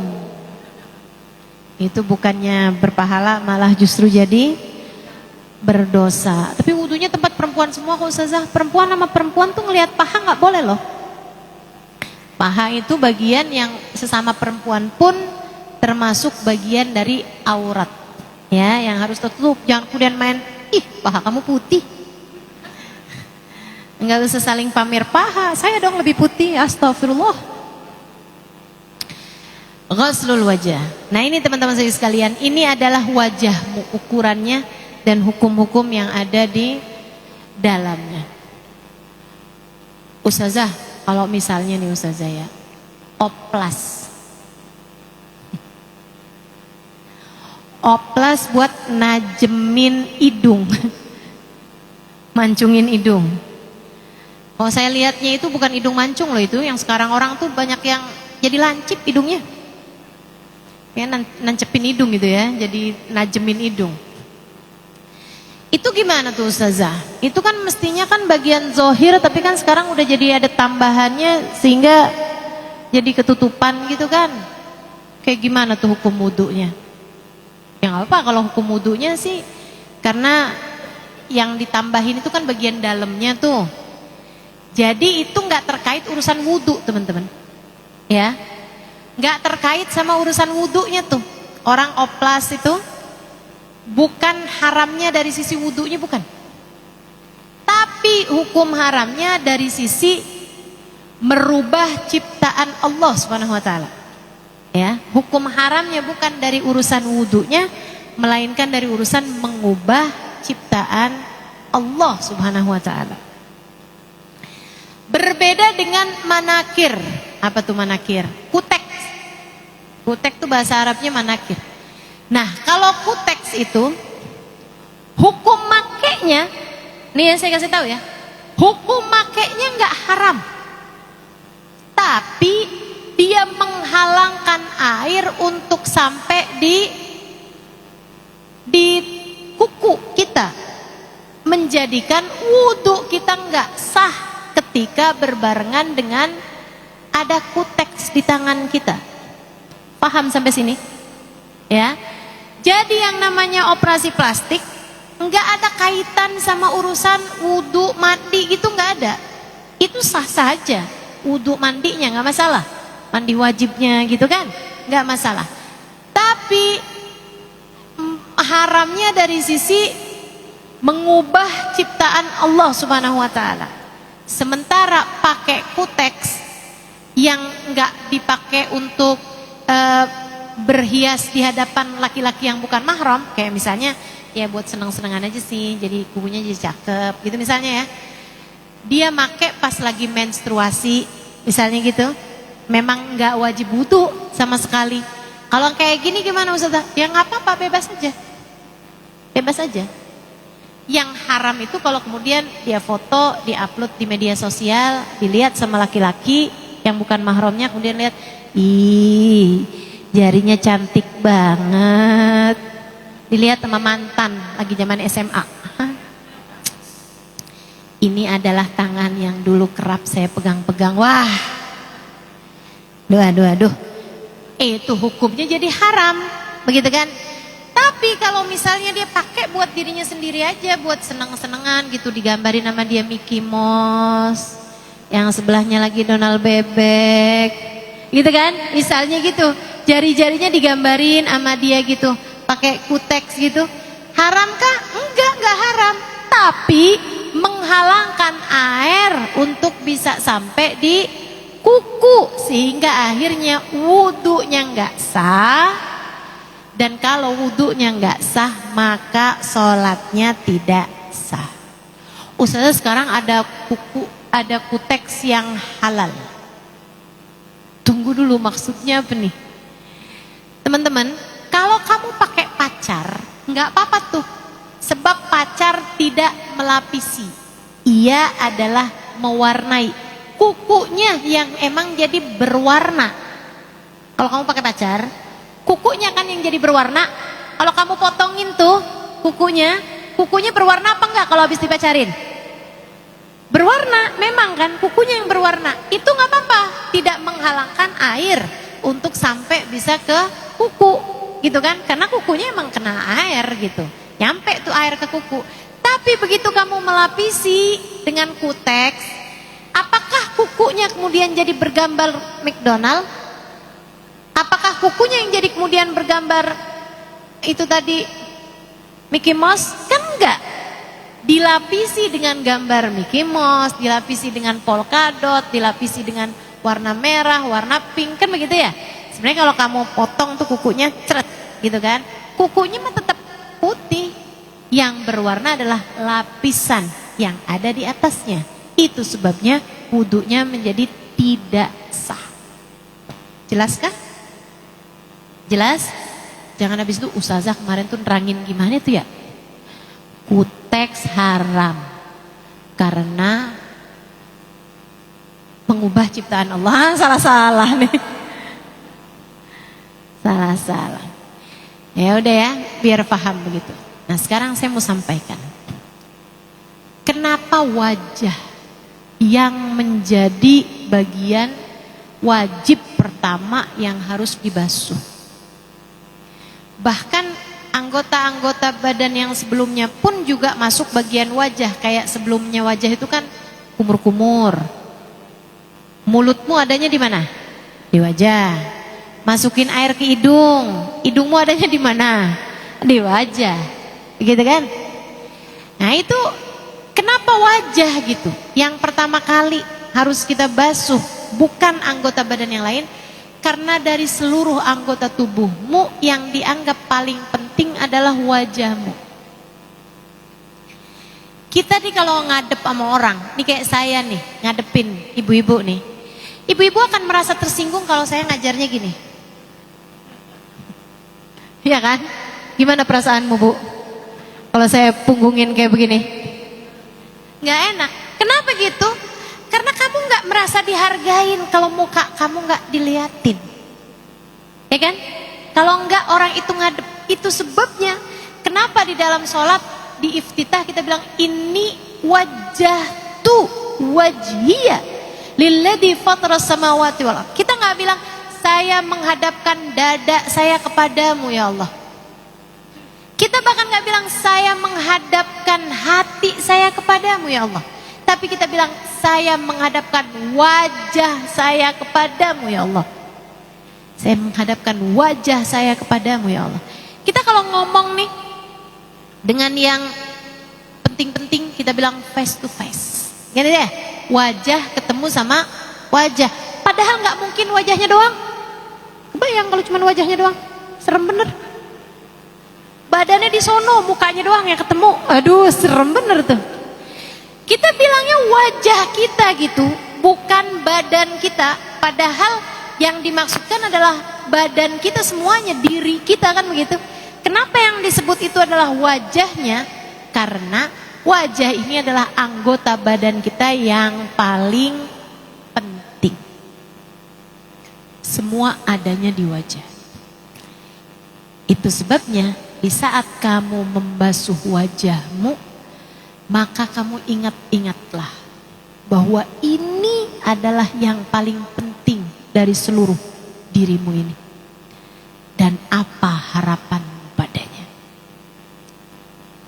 Sebab di hari akhirat nanti saat Allah hendak memuliakan manusia dan menghinakan manusia, Allah menyebutkan wajah lebih daripada anggota tubuh yang lain. Kata Allah dalam Al-Quran, A'udzubillahi minasyaitonirrajim. Bismillahirrahmanirrahim. Yawma tabyaddu wujuhun wa taswaddu wujuh.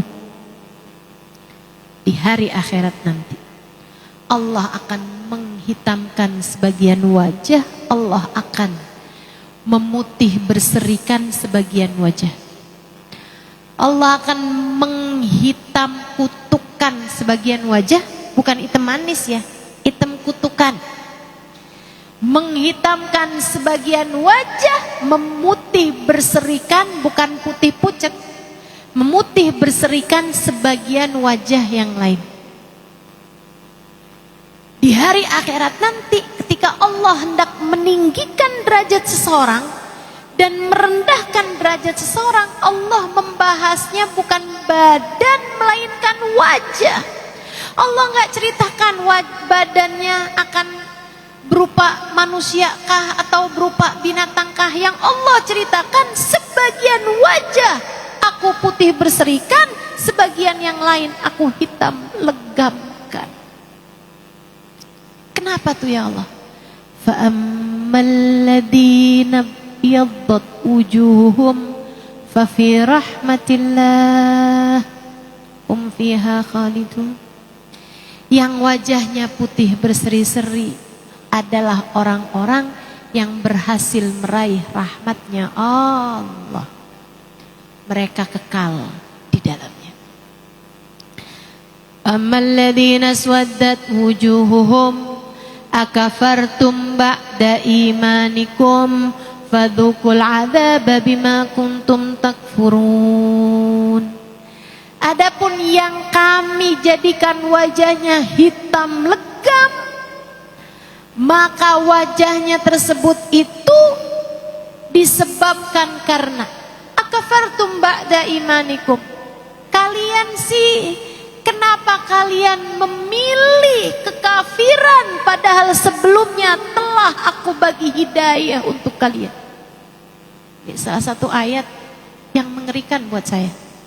Allah nggak bilang kalian kenapa kafir, nggak cuman segitu doang. Tapi Allah bilang kenapa kalian kafir padahal sebelumnya kalian sudah aku beri hidayah. Artinya mereka yang akan Allah permalukan di akhirat adalah orang-orang yang sebelumnya sudah dikasih jalan hidayah, kemudian mereka meninggalkannya. Ini kan kita nih, alhamdulillah sekarang kita berada di dalam jalan hidayah. Kalau enggak karena hidayahnya Allah enggak hadir di sini teman-teman. Kalau enggak karena hidayahnya Allah, saya enggak akan bicara di hadapanmu membahas mengenai sholat teman-teman, membahas mengenai wudhu, membahas mengenai urusan kita dengan Allah Subhanahu wa taala. Andai tidak karena hidayah Allah, andai tidak karena hidayah Allah Subhanahu wa taala, artinya kita sekarang ini adalah orang-orang yang mendapatkan hidayah itu. Tapi yang menakutkan adalah akafartum ba'da imanikum. Kenapa kalian menjadi kafir? Kenapa kalian berpaling meninggalkan ajaran Islam padahal sebelumnya aku telah beri hidayah dengan iman kepada kalian? Artinya meskipun kita sekarang berada dalam keimanan, dalam hidayah, siapa yang pernah bisa menjamin bahwa hidayah itu akan kita bawa sampai hari kita menghadap kepadanya? Itu sebabnya saat wudhu, ketika membasuh muka, mintalah kepada Allah, ya Allah, tetapkan iman Islam di hati saya, tetapkan saya berada dalam jalan hidayah-Mu ya Allah, sehingga Engkau memutihkan wajah saya. Di hari sebagian wajah ada yang Kau hitam legamkan, ada yang Kau putih berserikan pada hari tersebut. Allahumma bayyid wajhi yawma tabyaddu wujuh wa taswaddu wujuh. Kalau kamu hafal bahasa Arabnya silahkan baca. Kalau kamu nggak hafal bahasa Arabnya, sekurangnya hadirkan dalam hatimu, ya Allah, wajah saya Allah, tolong jadikan wajah yang beruntung di akhirat. Dengan Engkau putih berserikan wajah saya hari itu ya Allah. Kalau sekarang nih di dunia, wajah saya saat berjerawat, wajah saya saat lagi ada flek, ada apa, saya masih bisa mengusahakannya pergi ke salon, saya masih bisa mengusahakannya pergi ke dokter kulit misalnya. Tapi di akhirat nanti kalau Allah buat wajah kita hitam legam semacam itu, yang apa yang bisa kita lakukan? Na'udzubillah min dzalik. Atau kamu ingat begini, ini yang sering juga saya hadirkan di saat saya wudhu. Saya kalau lagi basuh muka, saya suka mikir gitu, ini muka saya adakah kelak menjadi salah satu muka yang beruntung bisa memandang wajah Nabi Muhammad? Ataukah muka saya menjadi muka yang menyesal, muka yang celaka karena tidak bisa memandang wajah Nabi Muhammad? Seperti ucapan baginda Nabi kepada Sayyidah Aisyah, "Fawail liman la yarani yaumal qiyamah ya Aisyah." Maka celaka orang yang wajahnya tak dapat berjumpa denganku di hari akhirat nanti, wahai Aisyah. Celaka orang yang di hari akhirat nanti tak dapat bersama, tak dapat berjumpa dengan wajahku, wahai Aisyah.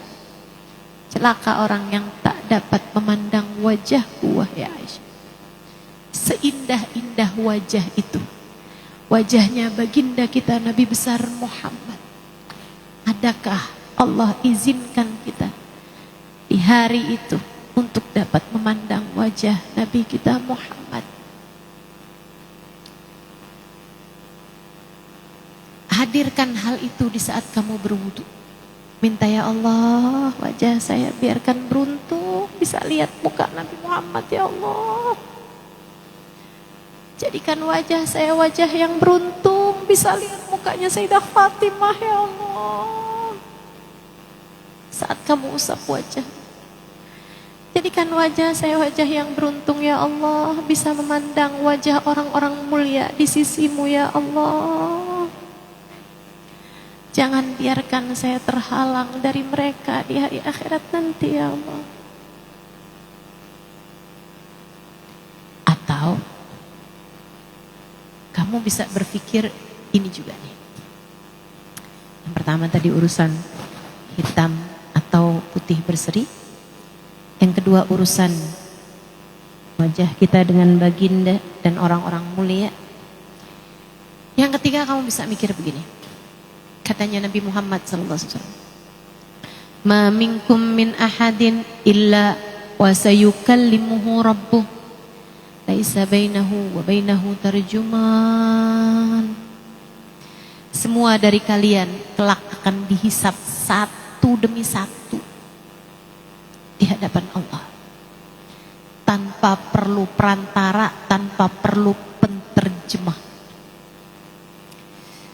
Ada orang-orang yang saat dihisap, dibuka layarnya, diperlihatkan masa hidupnya dari balik sampai dia mati.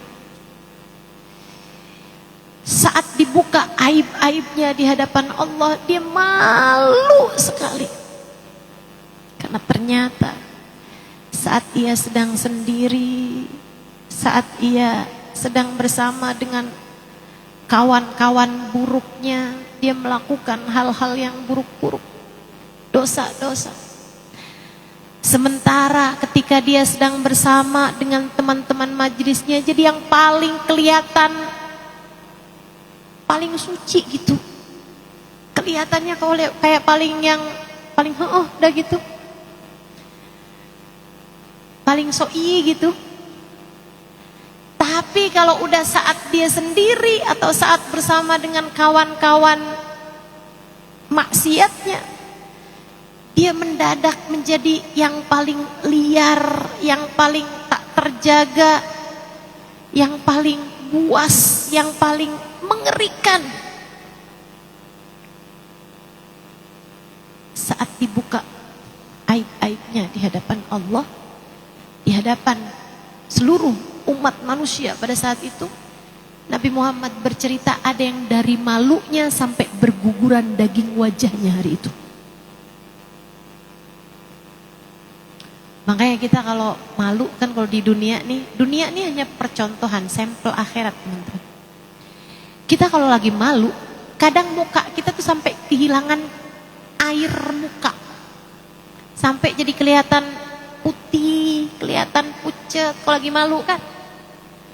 Sedikit sekalian yang saya muliakan, sampai orang bilangnya, ya Allah saya gak punya muka di hadapan dia dari malunya. Tapi kita kayak ngerasa kayak gak punya muka di hadapan dia gitu. Demikian keadaannya nanti di akhirat. Di saat orang sedang dipermalukan di hadapan Allah SWT, sampai ada yang berguguran daging mukanya hari itu. Sementara ada hamba-hamba tercinta di sisi Allah yang ketika dihisab, dibuka layarnya, adalah saat Allah hendak membangga-banggakannya di hadapan hamba-hambanya. Itu yang katanya Sayyidina Ali bin Abi Thalib, saya nggak mau masuk surga nggak pakai hisab. Saya bukan nggak pakai hisab. Saya nggak mau masuk surga tanpa pakai ada acara ditanya-tanya sama Allah gitu. Saya kepengen dipanggil sama Allah Subhanahu wa taala, ya abdi, wahai hambaku, apa aja yang udah kamu lakukan dengan kesehatanmu. Ya Allah, saya begini, saya begitu, saya begini, saya begitu. Oh, Sayyidina Ali nungguin hari hisab. Nungguin hari diberdirikan di hadapan Allah Subhanahu wa taala. Karena beliau kepengen banget untuk bisa berbangga-bangga di hadapan Allah. Kalau yang ngomong kayak begitu Sayyidina Ali mah pantes. Nah kalau kita nih, kalau Allah mau menghisab kita, kalau Allah mau mempertanyakan kita, ya Allah, kemungkinan gak selamat sih saya kalau ditanya sama Allah Subhanahu wa taala, ya Allah, ngeri saya. Kesehatan kamu buat apa aja Halimah? Hati kamu bagaimana kamu jaganya, ya Allah? Mata kamu pakai buat apa? Bukankah kamu memandang hari itu seorang muslimah dengan pandangan menghina? Tidakkah kamu hari itu menggunakan lisan kamu untuk membicarakan aib orang? Serem banget dah saya. Ya Allah, mudah-mudahan Allah selamatkan kita semua. Maka saat kamu basuh muka, beberapa pilihan saya sampaikan padamu. Entah dengan kamu membayangkan padang mahsyar sehingga kamu berdoa, ya Allah, putih berserikan wajah saya di saat sebagian wajah kau putihkan, sebagian yang lain kau legamkan. Atau berharap, ya Allah, pertemukan saya dengan seindah-indah wajah di hari akhirat nanti. Wajah baginda Nabi Muhammad, wajah orang-orang salehah, wajah orang-orang saleh, Sayyidah Fatimah, Sayyidah Khadijah, Sayyidah Aisyah. Ataukah dengan kamu minta, ya Allah, jangan permalukan di hari akhirat nanti, ya Allah. Jangan jadikan daging wajah saya berguguran, ampuni aja semuanya, ya Allah, biar saya selamat di hari penghisaban, di hari pertanggungjawaban amal perbuatan kami. Ini juga para ulama mengatakan, kamu mesti pinter-pinter jaga aibnya orang. Kalau kita lihat ada satu kekurangan orang, jangan dibuka-buka. Terutama aib suamimu. Kita kan yang paling sering kita tahu kan aib suami. Paling sering kita tahu kan aib anak-anak kita. Walaupun dalam rangka kayak menurut kamu lucu-lucuan gitu. Kadang-kadang gak lucu tuh menurut anak-anak kamu. Ada anak kamu udah sekolah SD, terus kamu ketawain depan teman-temannya. Kamu tahu nggak? Si ini nih tadi malam ngompol. Anakmu malu. Kamu pikir itu lucu? Bagi kamu, bagi dia, di hadapan teman-temannya, ya ampun, nggak ada lucu-lucunya. Kamu mempermalukan anakmu aja, Allah belum tentu melewatkan kamu. Bisa jadi di hari akhirat menjadi penyebab Allah permalukan kamu di hadapan hamba-hambanya. Sebagaimana kamu mempermalukan hamba-hamba Allah di dunia. Ingat teman-teman, perlakuan Allah di hari akhirat mirip saja dengan perlakuan waktu di dunia ini. Bahkan gak usah nunggu akhirat, di dunia pun.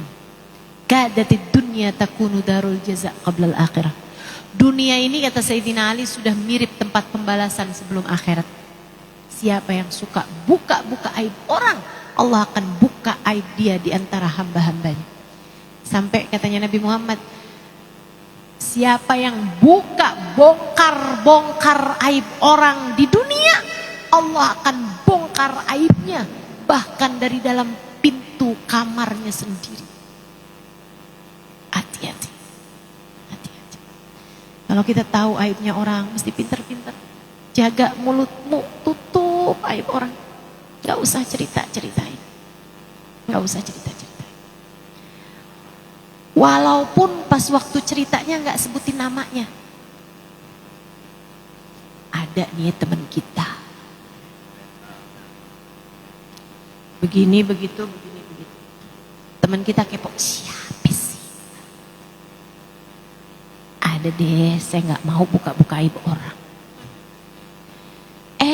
Pas lagi di kantin, pakai isyarat mata. Yang lo ceritain kemarin. Oh. Allahu Akbar.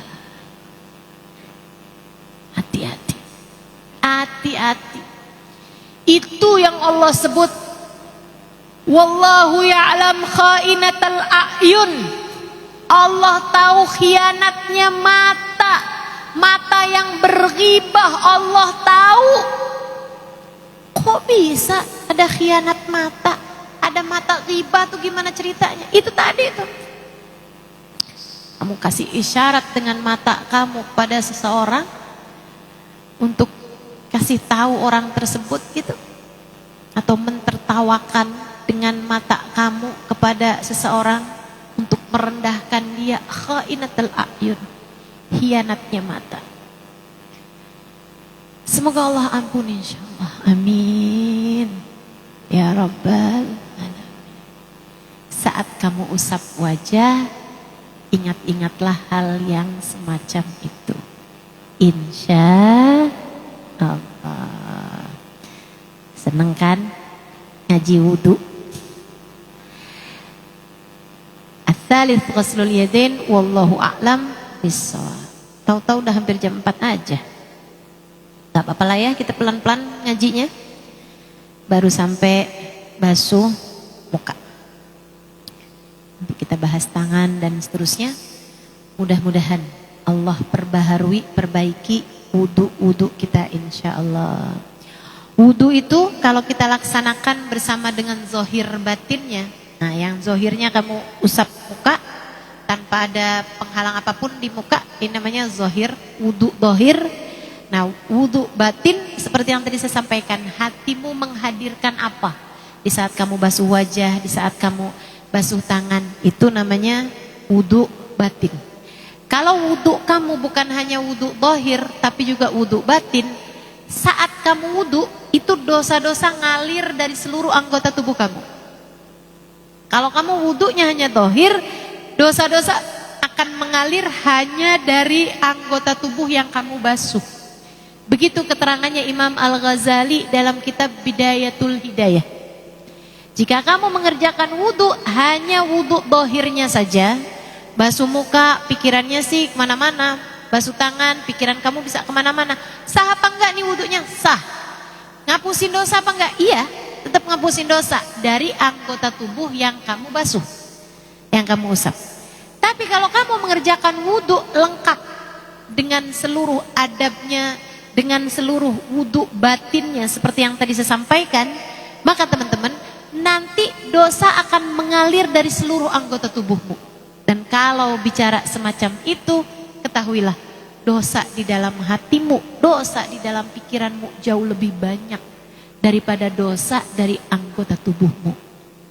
Karenanya jangan sampai mau tanggung. Kalau wudu, berwudulah bohir dan batin. Insya Rabbana zalamna anfusana wa ilam taghfir lana wa tarhamna lanakunanna minal khasirin.